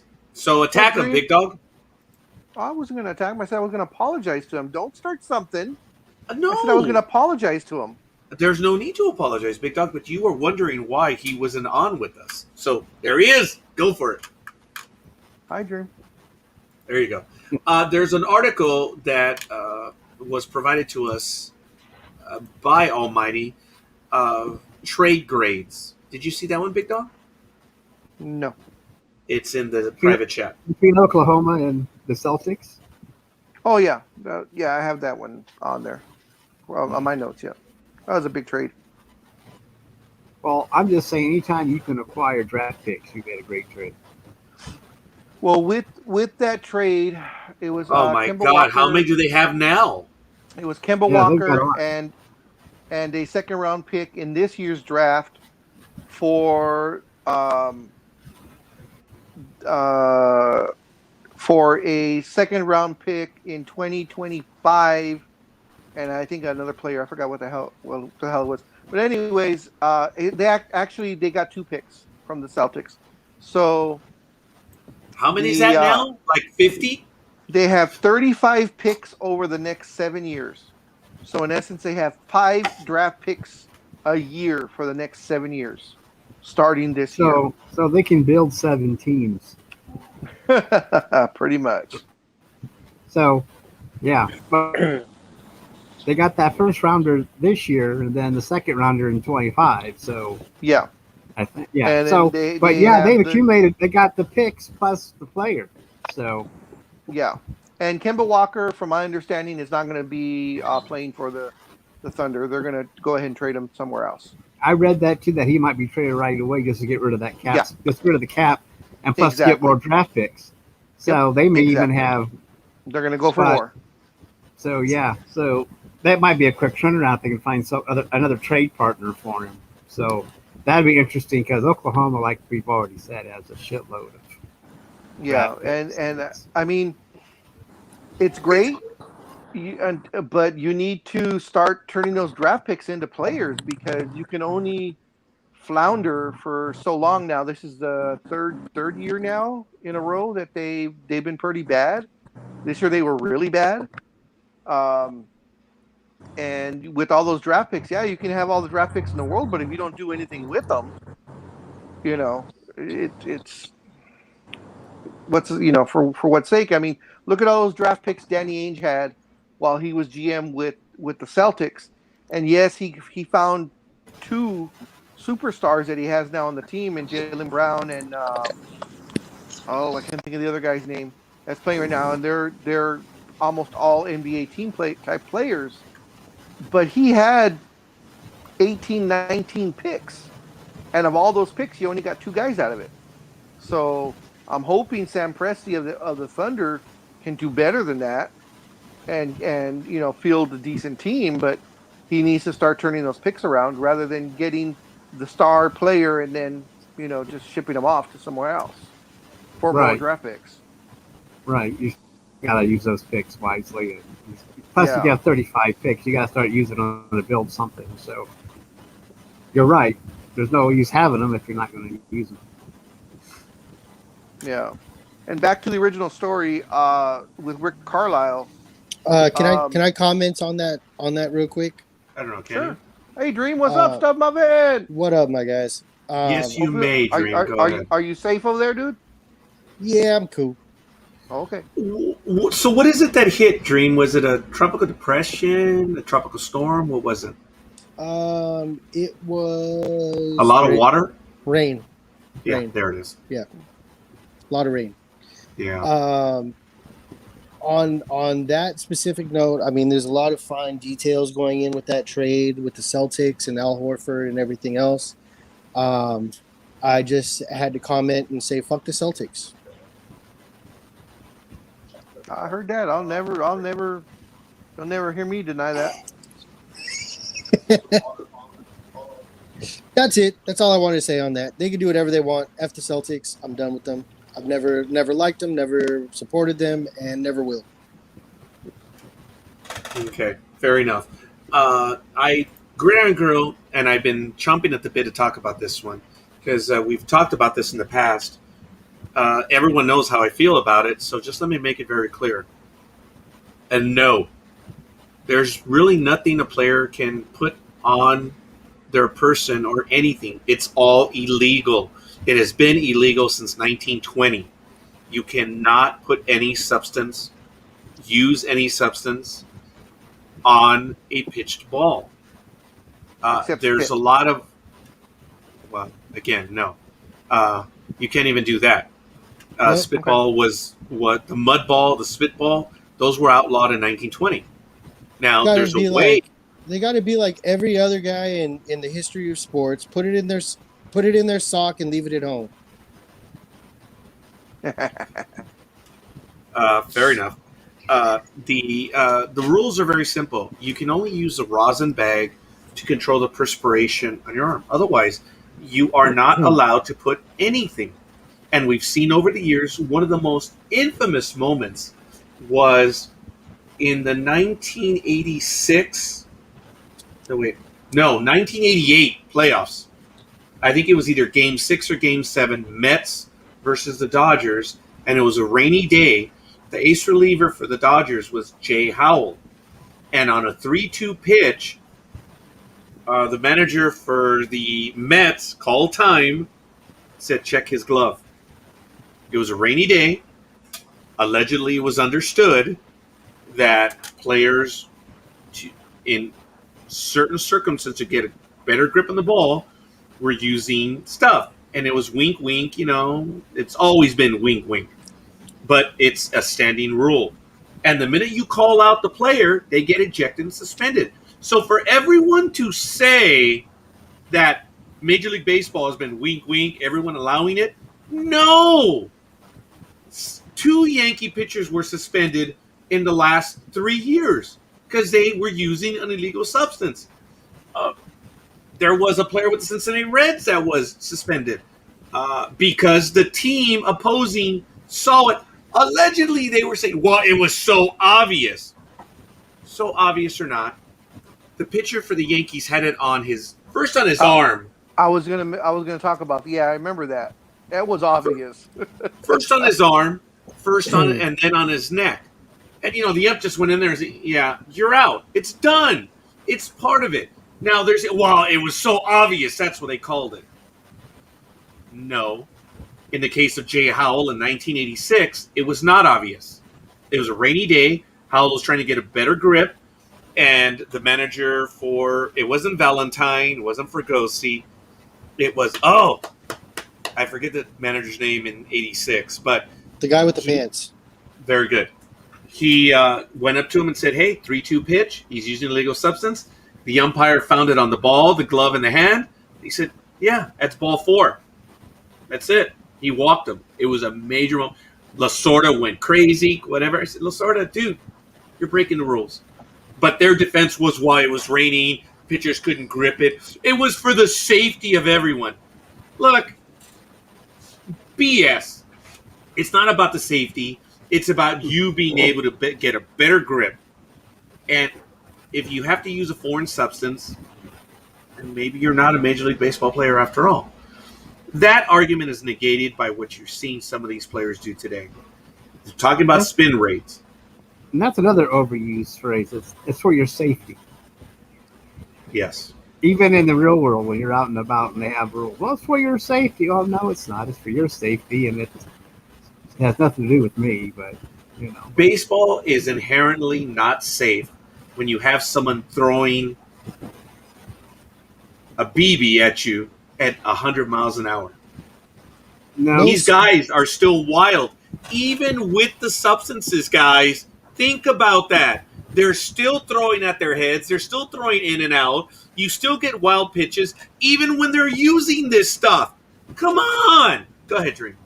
I was going to say, there's no sport that's safe. I mean, with the exception of, maybe golf. Or how about curling? Curling you're on ice, man. You're on ice. You could slip, you could fall, you could crack your skull on the ice, but at the same time, There's no sport that's legitimately safe, and that's also part of the entertainment factor. Tell me when you go to a hockey game, aren't you secretly rooting for a fight to break out, even if it's like I'm not secretly rooting. I'm rooting for a fight. Well, plus, Hockey and plus, is also fighting. plus there's also though you could fall on the ice and hurt yourself. Yeah. yeah, well, we want the fights. You want Uh, the fights. Yeah, you want the fights, but hockey's not exactly safe either when you're getting thrown against boards and all that stuff. But Exactly. yeah, That's what I'm saying. everybody. There's no safe sport, and like with the exception of, like I said, maybe golf, but you could still like throw your back or twist a knee or something, or fall asleep while you're driving downhill. In Or the fan gets hit with the ball.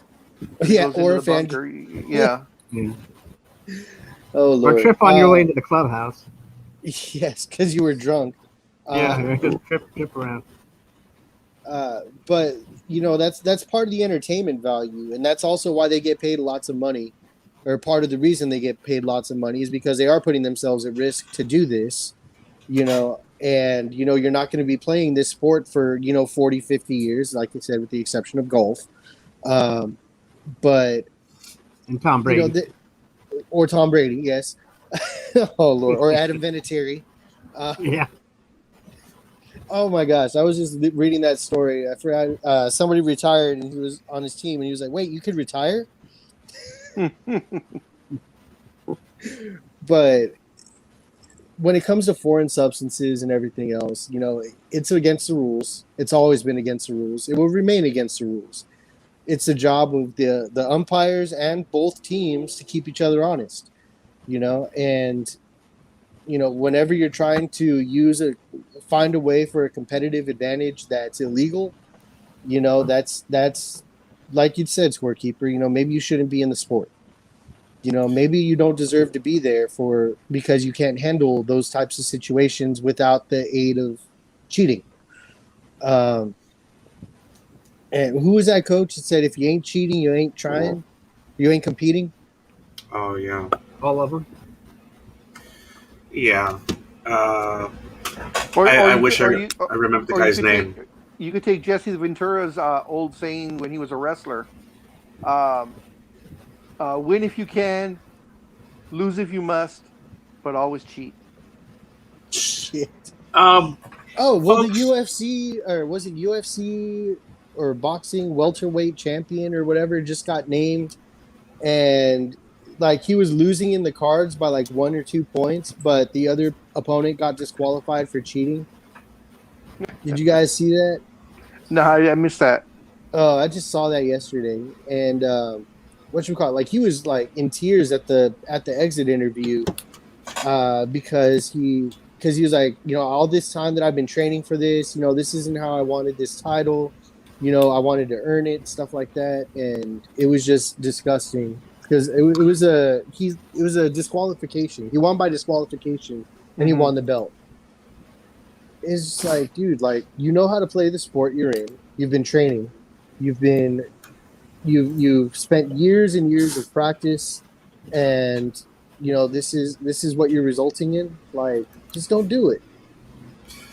I want to thank Gridiron Girl. She sent me a text message during the program about Trevor Bauer. I, you know, Trevor Bauer has been actually pitching fairly well for the Dodgers this year, but it turns out that he is cheating. And he's told baseball that I'm going to do this. It's like, well, guess what, pal? What's he doing?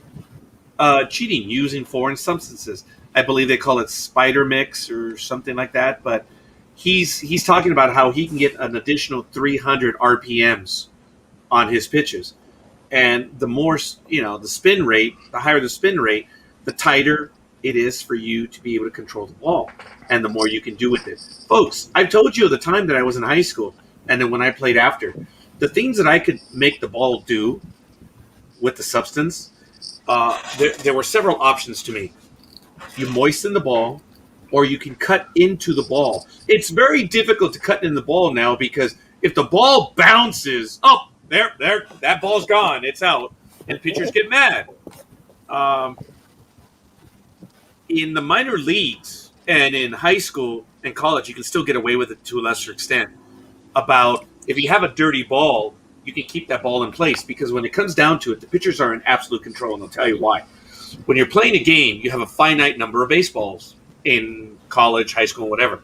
Well, if you get a pitch, you don't like it, you're like, give me another one. And the umpire will throw you another one. Eventually, you're going to get the one you want that's already been used, scuffed up a little bit, is dirty. They haven't removed it from the game. That's the way it used to be in baseball. But now, with the fact that they're just using a ball almost on every pitch, you can't cut it as much as you used to.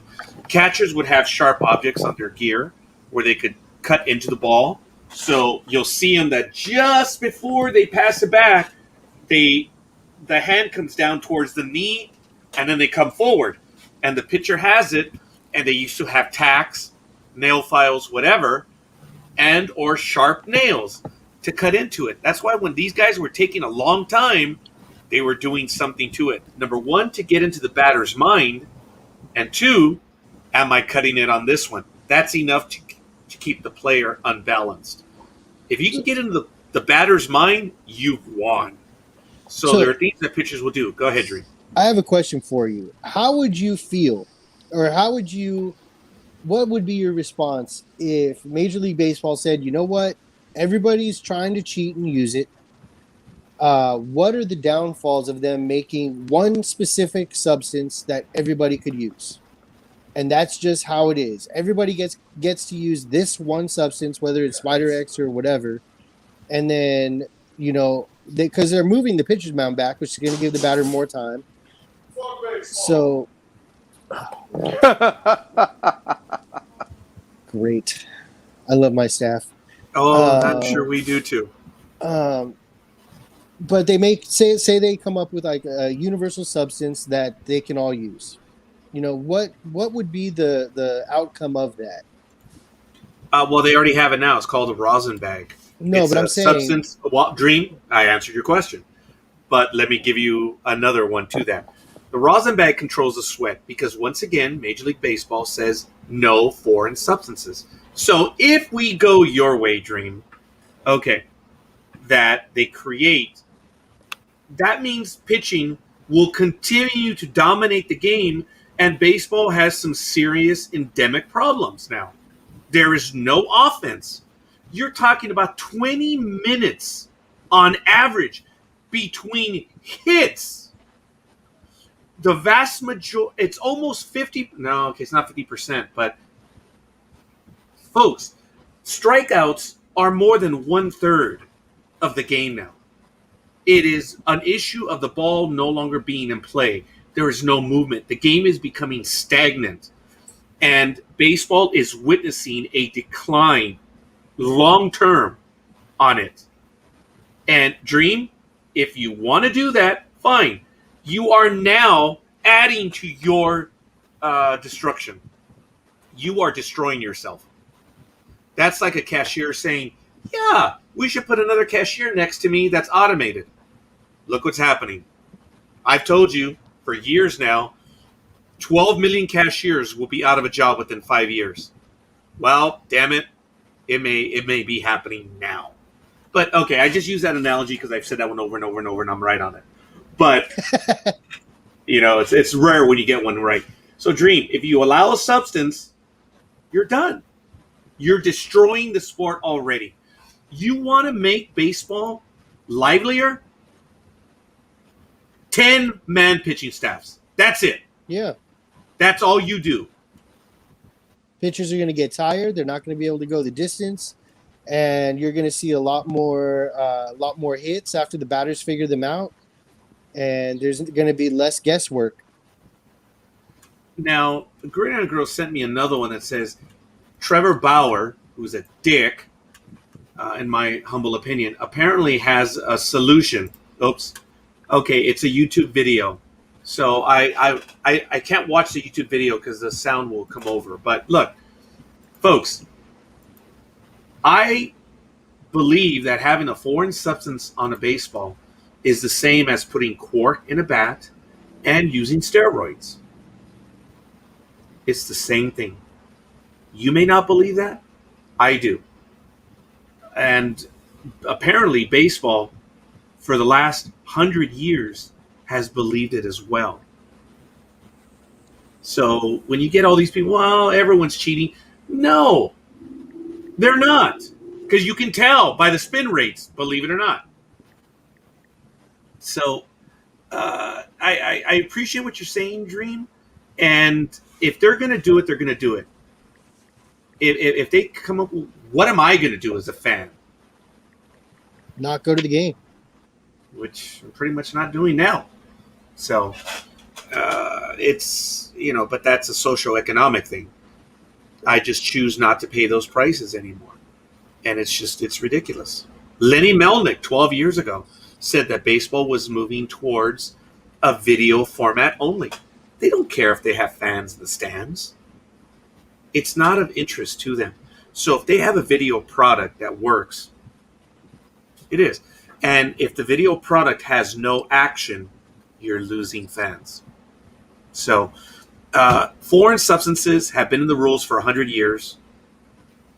F these kids, let the kids play.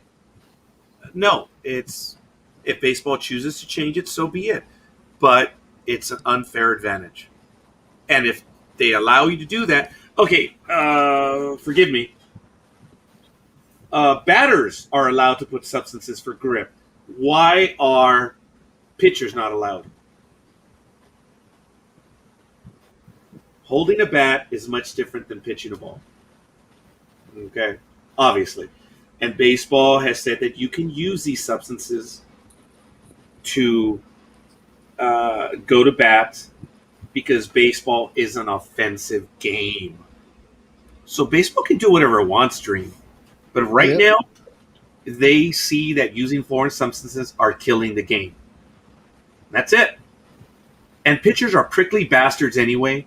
They think that they rule the rules. You can't insult me. You can't go over my mound.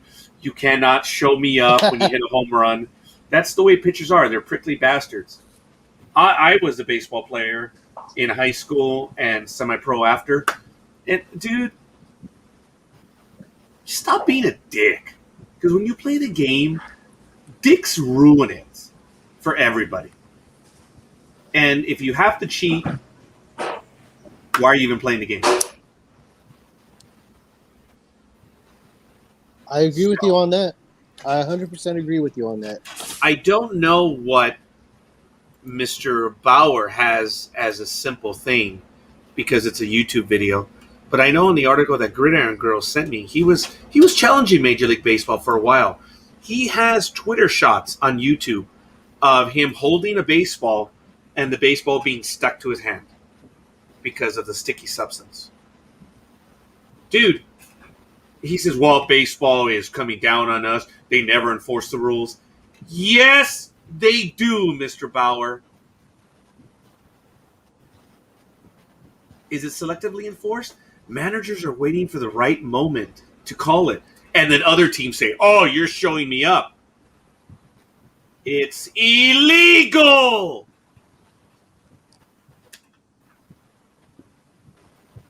Everyone is cheating. Everyone watching the video screens. Everyone's cheating.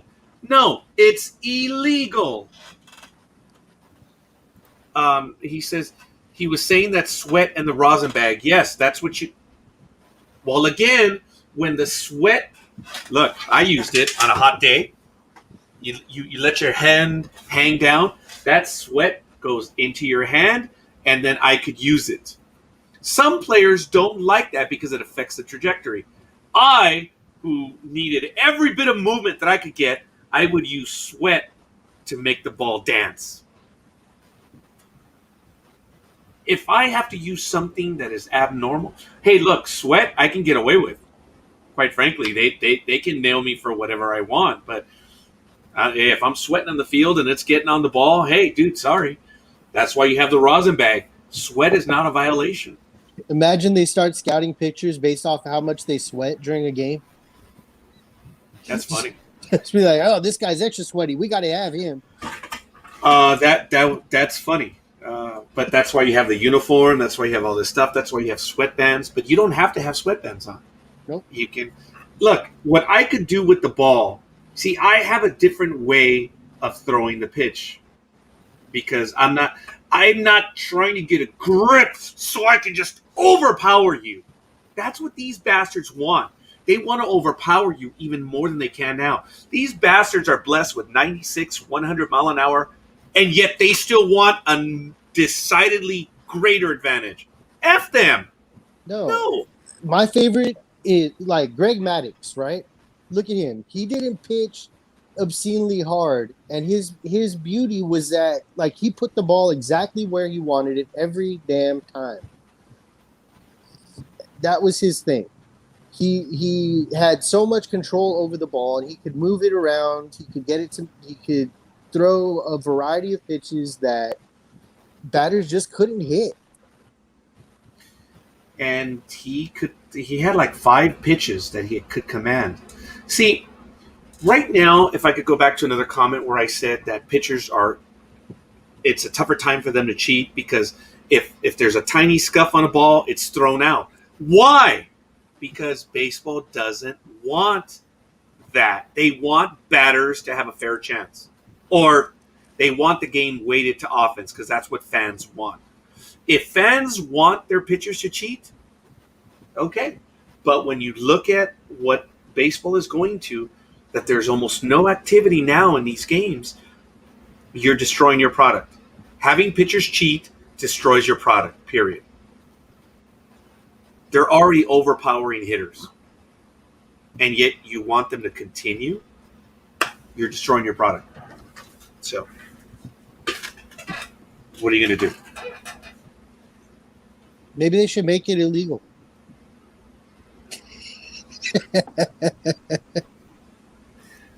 Big Dog, did you want to add anything to that? Nope. Almighty, did you want to add anything to that? Nope. Okay, there we go. We can go to move on. Thank you for Gridiron Girl for allowing me to be a jerk and just talk on and on and on and on for a long time. So that was easy. It's 8:27 a.m. Pacific time here on the Pacific Coast. It is June 19th, 2021, and we are happy that everyone is joining us. You're listening to Sports Talk with the Guys, home of the Monday Morning Quarterbacks on Saturday. And Thomas gave us a like. Joshua gave us a like. Rosalind, Nick, and Gridiron Girl. Thank you, thank you, thank you. Let us proceed. Dream, do you have anything you want to get to this morning? Not particularly, but I will say that I got caught up yesterday in Facebook videos, and for some reason, I spent about 20 minutes just watching Goldberg destroy everybody. I watched when he eliminated Undertaker from the Royal Rumble. Oh. I think that was 2017. I watched him having a beer bash with Stone Cold. I mean, as a wrestler, he was freaking nuts. And I just got caught up, and I was like, holy hell. He put it to Kane. He put it to everybody, man. So I don't know what your thoughts on him were or are, but damn. Big Dog? One of the worst wrestlers that we've ever had. He is only slightly a better wrestler, and I don't even know if that's true. He was on par wrestling wise on the same level as Hulk Hogan, who was a horrible wrestler. I agree. Now Hogan had the mic skills. Yes. So that's why he did what he did. They of course built Goldberg was a perfect, I don't know if you'd call it Cinderella story or just perfect storm, I guess. Because he was the right guy in the right place at the right time. Yeah, I was going to say he was a good stopgap between. Yes, in WCW when he started, he was. I mean, they fed him 108 guys in a row before he finally lost, and it was that stupid loss between the NWO, which is Hogan, Nash, and Razor Ramon. Oh man, he was fun too. Yeah, that was a stupid angle they did, but my understanding was, and it may have changed now since he's older. They say, well, you get wiser when you get older, blah blah blah. But Not when you're he getting was hit in the head with the chair every night. well, he never took chair shots, or if he did, it I was very minimal, very Yeah, very minimal. minimal. I saw him get hit in Uh, the back. I think yeah, and the back some ones of are easy, but the headshot. I mean, he didn't do it like Mick Foley or anything like that. oh Lord. But my understanding was, and this is, and I've heard it from several wrestlers in interviews, that Goldberg was a total dick and asshole, and that's being nice. I believe it. They said he was only in there for the money. When his WCW days, he didn't care to learn. He didn't care to protect the wrestlers because, as you know, he ended Bret Hart's career, and Bret Hart is probably one of the best, I would say, top 3 or 5 technical wrestlers of all time, and he ruined it. He ruined and ended Bret Hart's career with that kick to the face because he was careless. Bret Hart has said, and I've seen it in many interviews, and other wrestlers have said it. Bret Hart wrestled for over 20 years and never injured a guy. I mean, yes, you break a finger, you do this to that, but it wasn't because of a slip up on his part. And Goldberg, in the span of that 3 seconds, ended his career. And Goldberg never apologized, never said I'm sorry. Was just like, yeah, oh well. And then came into WWE and kind of ran roughshod there till he left. And then as he got older, when his kids, his oldest son, he said he came back for that. That was his last run that he had, was because he said his son had never seen him wrestle, and he wanted to have his son see him wrestle, and that's why they put the belt on him. That's why they had him lose to Brock in like 2.5 minutes, because Goldberg could not wrestle more than 5 minutes without being completely gassed.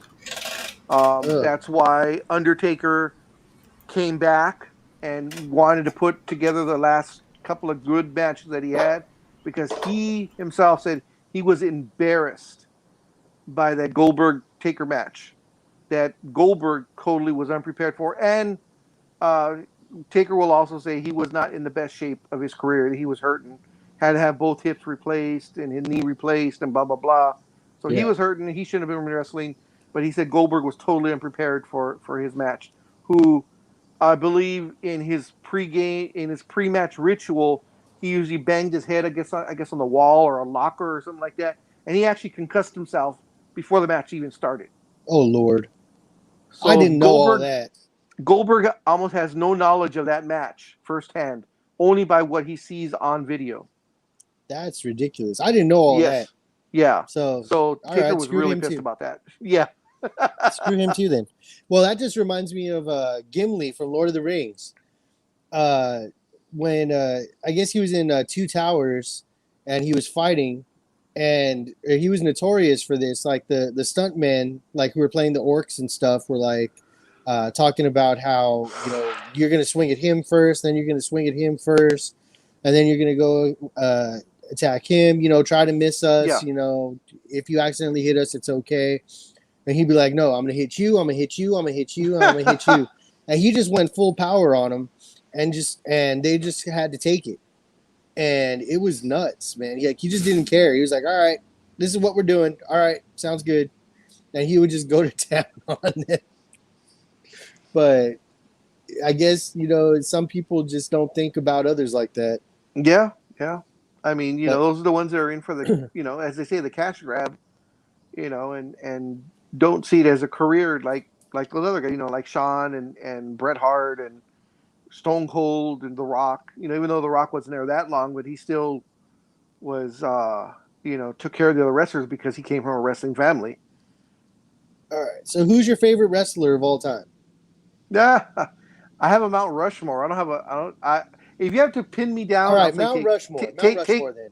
Taker. Taker's my favorite wrestler. Mount Rushmore is Undertaker, Shawn Michaels, Ric Flair. That fourth one's hard. Ric Flair. Wow. Ric Flair is probably one of it. If you ask everybody up and down that know wrestling, Ric Flair is usually number one of all time. Ric Flair is the best wrestler of all time. because he could go 60 minutes. Don't think of the Ric Flair that you see now that's 65 years old, still trying to wrestle. Watch Ric Flair's matches in the late 70s, early 80s. That's how I know him. That's all I know, really. The best match of all that I think I've ever seen ever for all the hundreds of matches I've seen is probably the Ric Flair Ricky Steamboat match. That was just a classic. I mean, everything was, the story was perfect, and Ricky Steamboat is probably my fourth on that list. Wow, he's the curveball. I would have to say Taker for sure. Okay. I'd have to say, oh my God, Mick Foley. He was just so entertaining to watch, and he was there forever. Andre the Giant. Okay. And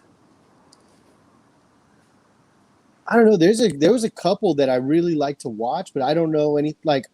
This was back when I was young. You know, what like about Shawn? What about Shawn? Shawn. Oh, I mean, Shawn Michaels was the best. Well, you don't have him on there yet. I know, but there's just so many. Like, I love Shawn Michaels. I loved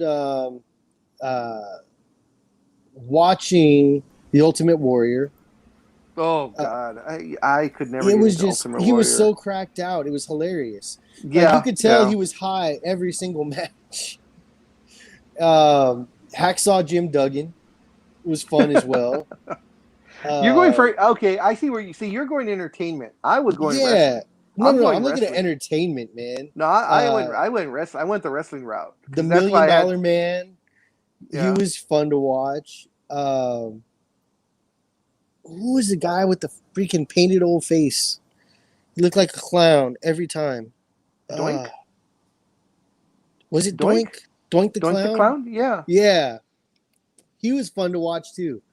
Just because, like I said, it's just entertainment for me. Hulk Hogan was awesome. I loved watching Hulk back in the day. I hated Hulk Hogan. I hated Hulk Hogan with a passion. I never was on the Hulk Hogan wagon. I could not stand him. The Hulk Ultimate Warrior matchups. Oh, those were my favorite. Those were so much fun. You mentioned Doink the Clown. Do you remember the Repo Man? Was it the Repo Man? Yeah, he would come in like with a little like a bandit's mask. Yes. And he had like the hook and chain from the tow truck. That's Doink. That's Doink. Yes. Oh my God, that's great. And he was also Axe from Demolition. Really? The shorter one. Yeah. Oh so my gosh, Doink, you're right. Demolition, the Repo Man and Axe were all the same guy. Oh my gosh, that's great. They just like people who laugh or didn't realize that. Do you remember Dwight Yankum, the one that was supposed to be the dentist? No, I don't remember him. Oh, that was horrible. But that was Kane before he became Kane. Really? Yeah, oh he was. My he was Doctor Dwight Yankum or something like that. He's supposed to be a dentist that just reveled in inflicting pain on people. Man, this is Little Shop of Horrors right there. Yeah, and his teeth were like horrible. You know, they had it like they had him painted like a dark brown greenish color and all kinds of shit. Oh God, that's funny. That character didn't last too long, but then they brought him back as King. So, but you go down that rabbit hole. No, you know what? I've been thinking about getting into it because I keep hearing so much about it. I think you'd really like it. Other than the nudity. Aside from the nudity and the incest and all that horrible stuff, it was actually a great show to watch. That's what I heard. There's a character in there. Did you ever watch Hot Fuzz? I've watched it here and there. Hot Fuzz was a movie from a little while ago. And there's a character on there that's just like a simpleton, big, strong dude, and all he says is yarp, yarp, yarp, and that's actually one of the great characters from Game of Thrones. And it's just so weird to go back and look at what else they've done, because you're like, how does he have all these great lines, great delivery, and then this last movie he was in, or before Game of Thrones, the movie he was in, his only line was yarp. Yarp. Yep, exactly. But I would love to see some of these big strong dudes that are actually competitive strongmen transition into wrestling for the entertainment side of it. Like the Um, ones that could actually act, because it would make for a much better showing, I think. Like Brock Lesnar was super strong, but his entertainment was horrible. Like entertainment value was horrible. Like, yeah, and that's why they put him with Paul Heyman, so Heyman could do all the talking and he just did all the wrestling. yeah, But most of those guys though don't transition well. Like bodybuilders and stuff, though they don't transition too well for the most part. Don't transition well into wrestling because they're usually too stiff. They can't move around as well. I mean, you have a couple of the guys like Bobby Lashley or Brian Cage, who's in AEW. Some of those guys that were former like bodybuilders could do it, but for the most part, most of those guys just wash out because usually they like for the exact reason you say you want them for their personality, but most of those guys don't have personality. yeah, because they will. Like I said, if you find one that can act, Yeah, or yeah. that wanted to get into acting at one point in their life, and then ended up doing the strongman stuff, they would be able to transition. And then there were two. What's going on, scorekeeper? Not much. Are you able to hear me right now? Yeah. Okay. I just wanted to be certain. I actually had to step away for a moment. I wasn't feeling well, so I apologize. And I didn't want to make funny faces on air more than I do now. But Gridiron Girl, I actually had a chance to watch the video, and I did. Okay, sorry, I saw a comment from her right now. But related to this guy, folks, I guess we need to explain what rosin is, the alleged bag that you see on the pitching mound. The rosin bag is a drying substance to keep the sweat from bothering you, basically. It's a preference. Not all pitchers use it. Now, it is a sticky substance in the sense that it dries stuff. It dries sweat. I have used a rosin bag forever. And I have a rosin bag in my baseball equipment. It does not do what he implies. Rosin, by its nature, is a sticky substance. It is a drying substance. And first of all, rosin is legal. But in 2020, in the COVID year, pitchers were bringing their own rosin bags because you wanted to avoid connection with other people. And that's fine during 2020, which were unique circumstances. But otherwise, you have a rosin bag issued by Major League Baseball. Gridiron Girl, his image of him having the ball, he says, I have a solution for baseball. Here it is. Rosin and sweat. First of all, dumbass, a rosin bag is legal. Okay, that's one. Two, rosin does not do what he's implying in that image by the ball hanging. Doesn't do it. The rosin dries the sweat. Okay, it dries you. Okay, it does not have the properties that he implies. Someone was smart enough to look up the word rosin to see what it is. By its very nature, anything that dries up something is a sticky substance. So for him to say that rosin allows me to do this,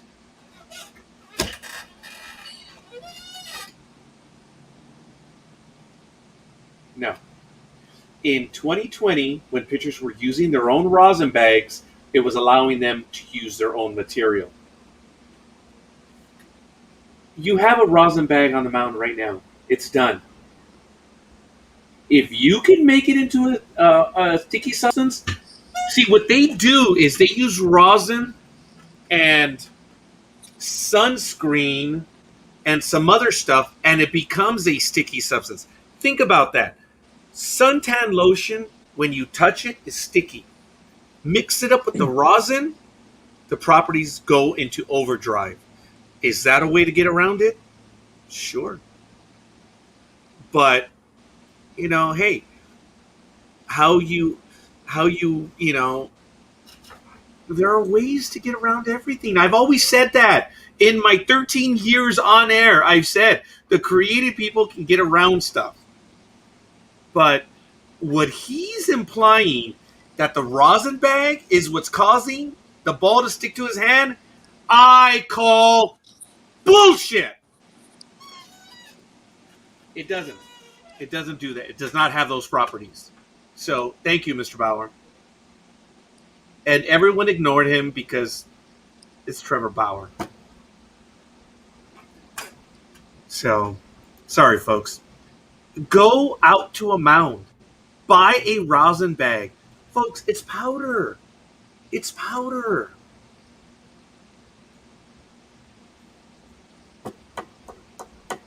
That's all it is.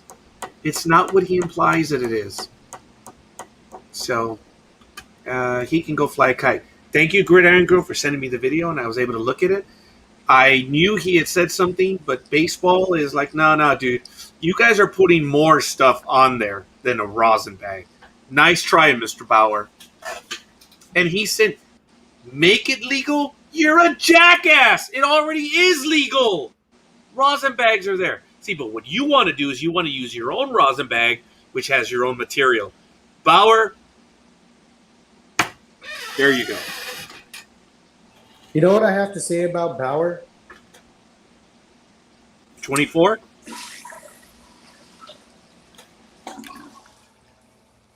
Oh, are you in a toilet right now? I came in here for the sound effect. Very good. Very good. All right. So, very good, Dream. I appreciate that. Folks, look it up. Look at the definition of rosin, the material, and get a rosin bag. Seriously, buy a rosin bag and take a look at its properties. And then you tell me you can repeat with rosin and sweat what Bauer did? I can't. It's impossible. Can't do that. You're using another substance? Yeah, you can. It doesn't have the properties that he implies. Go ahead. Dream, you're on silent. Big Dog, what are the stories you want to get to right now? Well, I would like to get to the Rick Carlisle story for the fourth time that I've been trying to do it. We keep going back to the rosin bag. Well, we went back for the third time. Are we done with the... Huh? We went back for the third time. Yeah, and so that's why this is the fourth time trying to get this story across. Fifth time now. No, well, yeah. No, we'll argue it. No, let's argue it. Now it's sixth time. Okay. Go ahead, Big Dog. No, it's all right. You know what? He got fired. He stepped down. There's other shit going on. Dream, I apologize to you because I dismissed your notion when we talked about the stuff that's going on in Dallas, but we'll just move on to something else. So the playoffs are continuing, and yeah. All right, folks. Well, we have a few minutes left in the program. Dream, anything else you want to get to? Who has gone silent? Well, all right. It looks like I'm done. I didn't have very much for today's program. Gridiron Girl, I want to thank you for that. And it looks like we're going to be calling it early. Oh, I was going to ask Big Dog about Rick Carlisle. He's not a coach anymore. That's it? That's all you had to say? Well, I mean, I keep trying, but no one seems to let me, so... Yeah, that's all I have to say right now. I'm giving you your opportunity, sir. I apologize. No, it's not you at all. The one other big one that's coming out, and you can tell me since you're local and may have some insight on it, is the Zion Williamson rumors that are now flying that he wants out of New Orleans. I have no idea about what that boy is going to do. He's been kind of roller coastering around a little bit, with the head coach being gone. I don't know if he's going to stick around and try to see what's going to happen, or if he's just going to try to walk at the same time and go for it. he'll be having his once the next season starts. It'll be his third coach in 3 seasons. Yeah. He's had one coach every season. He's still in his rookie contract, so he would have next year would be the last year of his rookie contract. So I'm not sure if he's looking to get traded or if he's just going to play it out and then go. He would go restricted free agent because New Orleans would have right of first refusal for Yeah. any contract that's given to him. Well, I'm sure the Lakers wouldn't be too hard pressed to take him. Yeah. I mean, not but- my ideal, but they'd probably make a move. Yeah, I mean the rumors are flying, of course, right now. Get Russell Westbrook, get Damian Lillard. What these idiots don't realize is, you can't just ask for a superstar and want to give up. They're saying Damian Lillard for Kyle Kuzma, and I'm Yeah. like, come on, guys. That's not how this works. That's not how Yeah. any of this works. Yeah, it's money for money, and these idiots don't seem to understand that. But There was I will- somebody else that they were talking about. Crap. There's renewed interest for. I can't remember his name. Well, the main ones I've heard for the Lakers so far, of course, is Damian Lillard, DeMar DeRozan,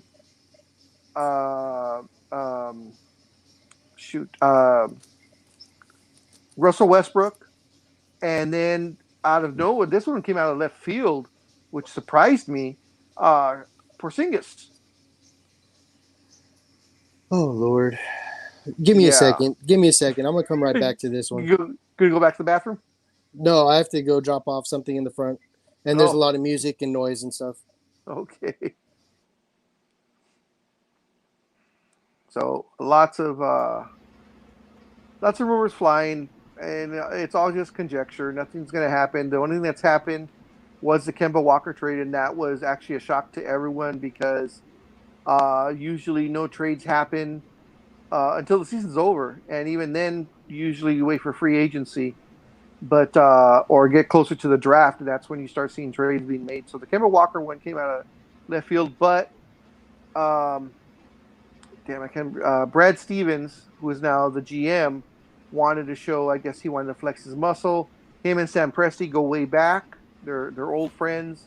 So everybody was saying that's why the deal was done now, and also to get Kemba Walker onto his next destination, because all indications are that Kemba Walker will not be playing for Oklahoma City when the season starts next year.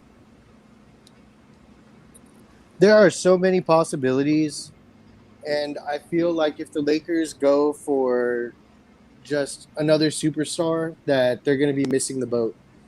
We need a shooter. We need an outside shooter. Yeah, and someone that can make their own plays. Yes, and that doesn't have to be a superstar. That's the Exactly. thing. That just has to be somebody that's reliable enough. I mean, look at Kyle Korver. Yep. He was never the number one dude on his team, but you always knew he was a serious threat. Or Gallinari. Yeah, Gallinari is another one. You just need a guy. Yeah, you need a guy that can nail that 3-point shot.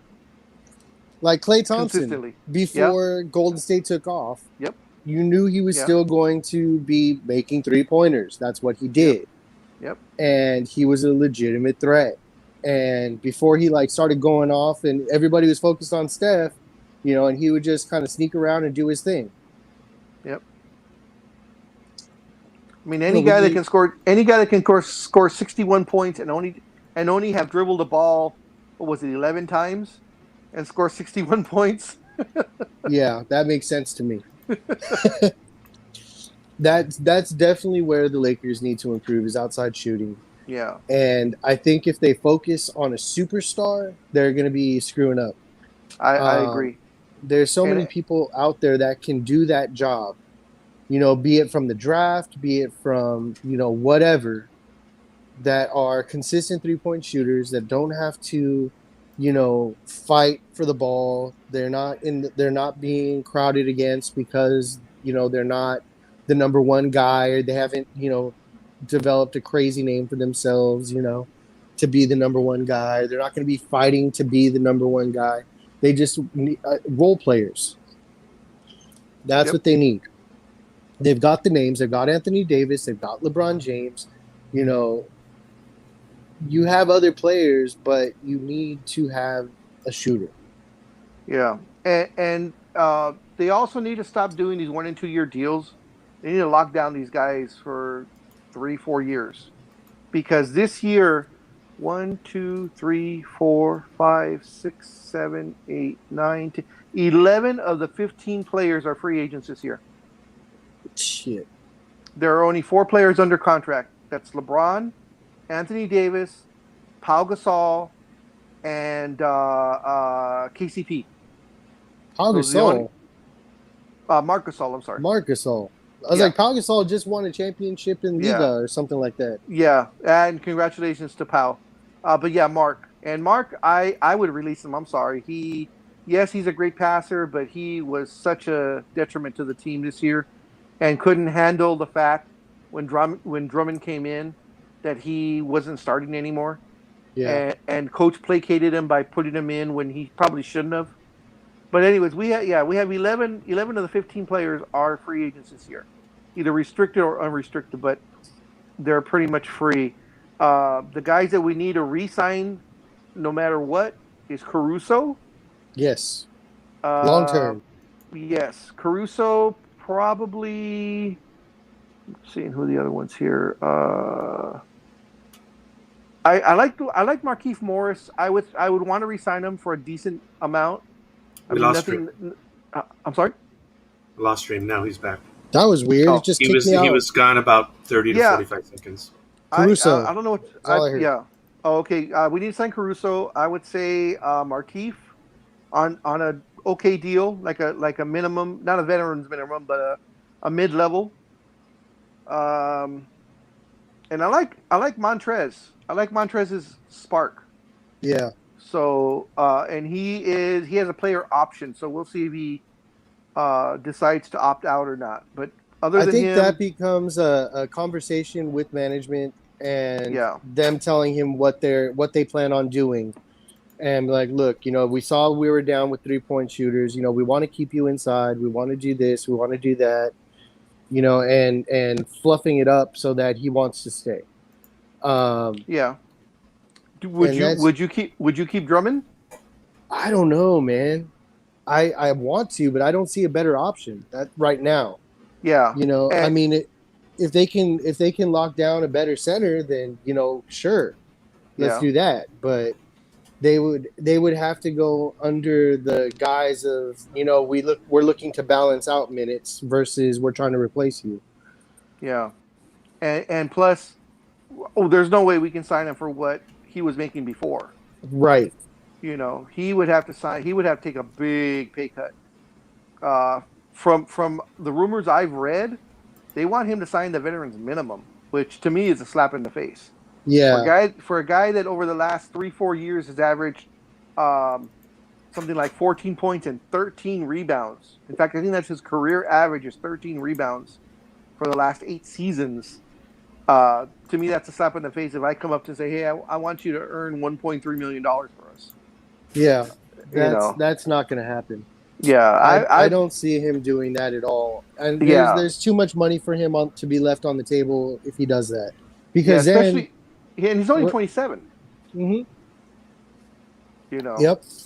There's too much potential for him to make so much more money. And you can't be like, oh well, we're replacing everybody, but we're still in championship mode. Let's sign this veterans minimum and get a ring. Yeah, exactly. If they were just coming back with the same squad and let's have a real run at this, then with 1 or 2 changes, that's a different story.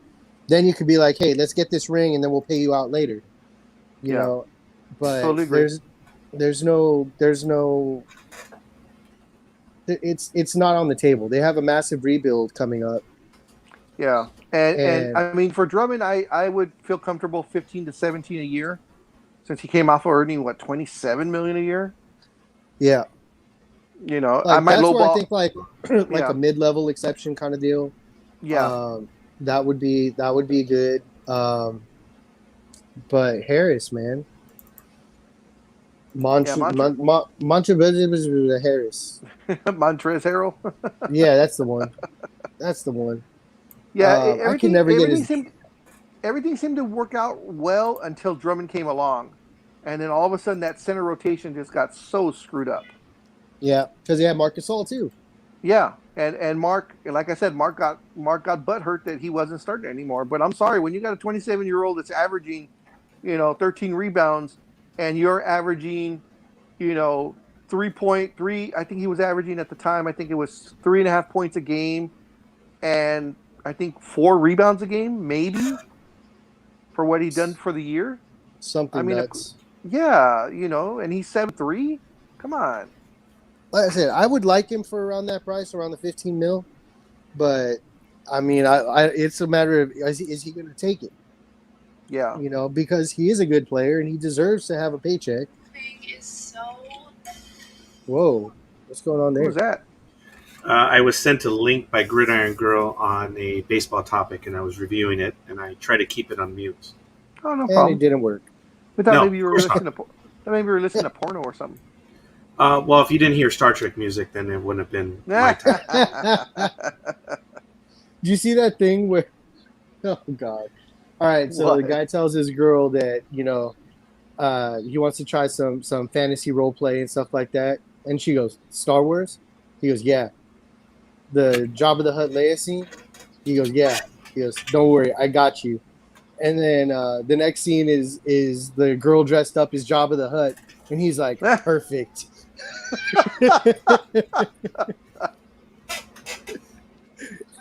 He was like, Oh, "How did you man. know?" Oh, He's got a man. chain around his neck and shit. Wow. It's hilarious. Yeah, it was funny. But yeah, as far as the Lakers go, there's a lot that needs to be done. We all know this. Outside shooting, they need to re-sign Caruso for damn sure. Oh, The Bald Eagle definitely played his ass off and earned a spot. Thank you. Thank Thank you, you. Gridiron Girl. And I lost my choo-choo. I lost my train of thought. You were Sign- talking about signing- the upgrades to the Lakers. Yes, outside shooting for damn sure. Resign Caruso. I would try to keep Harrell and Drummond if possible, because that makes a great inside. Protecting the rim, rebounds, everything. But they really, really, really need to get shooting done and locked down. What are you offering Schroeder? A one-way ticket out. Well, that was a good command decision as a GM. It wasn't bad. I would. He was okay. He was okay. Yeah, he was. And that's all I would say. He was only okay. I would offer him 4 years, $60 million, which is down 20 from his 4-year, $80 million that we offered him at the beginning of the season. And of course, he wants 4 years more, either at minimum $100 million. No, screw that. He can find that somewhere else. He did not. At the end of the day, he was not clutch in the playoffs. Nope. He was missing free throws. He was missing easy baskets, and he was blowing plays. That's what you need from a point guard. That's literally like the main thing you need. Just don't screw up. We got AD, we got LeBron. Don't screw up. Yeah. And question. Okay, go ahead. I was gonna say that's what he was paid to do was not screw up, and he did the opposite. He just completely wrecked his chances for a huge payday from the Lakers. Yep. I'm sure somebody will pay him, but I don't think it should be us. I think league wide he played himself out of that $100 million contract. He's not going to get the $100 million. I can't see anybody paying him the $100 million based on the way he might played. get another 80. Yeah, maybe. If somebody's desperate enough, they'll pay him if they're trying to upgrade.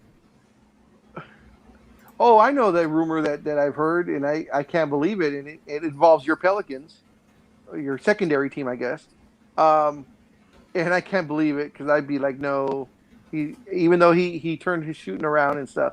The big rumor for a point guard, in case Schroeder does leave, is Lakers trade for Lonzo. Oh, I saw that. I hope not. I really hope Yeah, not. same here. I'd rather not. We But went down that road, no takebacks. yeah, the one thing I did want to ask both of you guys your opinions. I know you. I know Scorekeeper really hasn't watched the Clipper games. I don't know if you have, but what reasoning do you guys think that uh, they're not using Rondo? He was a DNP for three of these 6 games. Now they sent off the probably one of the best 6 men ever to play the game in Lou Williams. They're the best shooting guy off the bench, like I believe over the last 3-4 years in a row, average wise. They shipped him off to Atlanta, Lou Williams, to get Rondo. It's specifically for these playoffs, and you don't use him for 3 of those games completely, and the other couple of games, he's played less than 15 minutes in each of those games. I mean, and he's not hurt. So that's off the table. Or or do you He's not think hurt. do you think it's his call saying like F this, I don't want to be a part of the Clippers doing this because they're ruining it, or are they feeling like, oh, we have a good run without him, we'll save him for when we really need him? Or I'm thinking that's what Lou is thinking, the coach, that we're okay with what we got, and if we get into trouble where one of these young guys can't handle it, like that kid that went off yesterday for 39 points, that came out of nowhere. And I understand you run them when they're hot, whether you're baseball, football, basketball, whatever. When the yeah, player is hot, you keep them in. I understand that one, but the fact that they didn't use Rondo in I think it was games 2, 3, and 4, he was not used whatsoever. Game 5, I think he only played like 18 minutes, and game 1 he played like 17 minutes. And I believe he only played a handful of minutes yesterday or something or other. But I can't understand. I mean, you trade for what we all call him playoff Rondo, and then don't use him. yeah. I I don't don't get it understand either. it.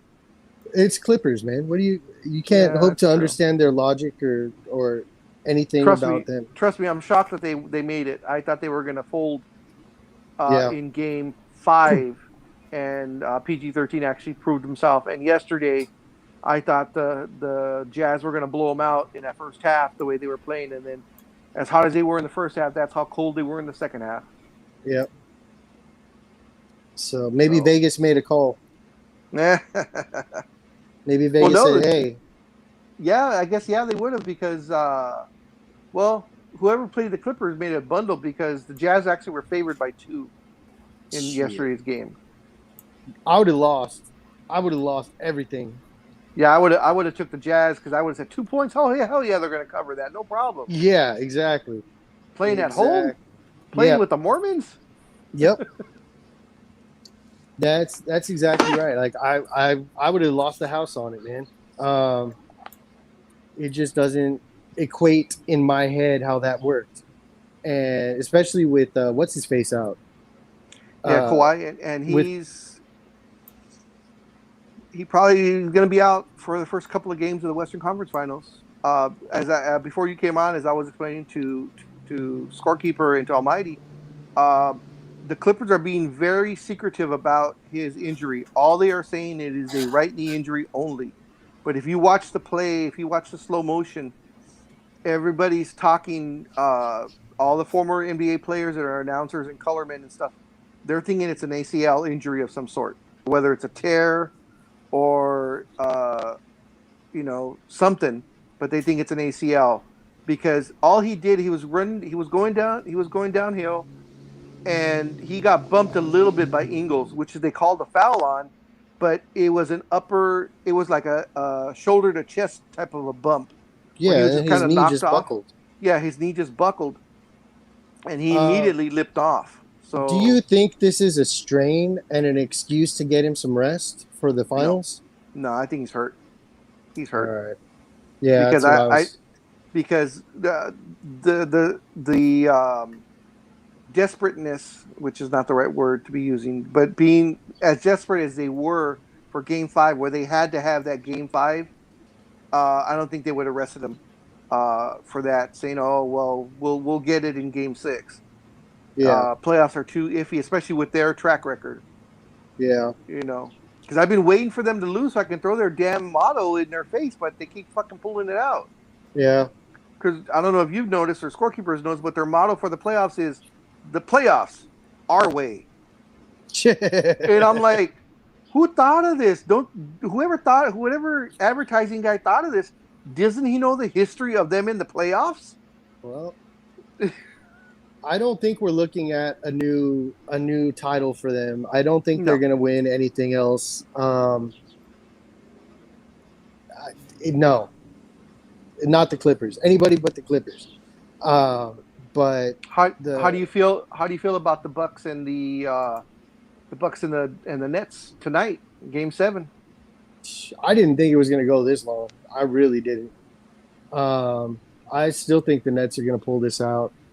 Have you watched the games, these last couple of games, or not really? I know you're busy, so I work every day. I know. I always ask you that, and then when you tell me that, I feel so bad by asking because I had to ask you.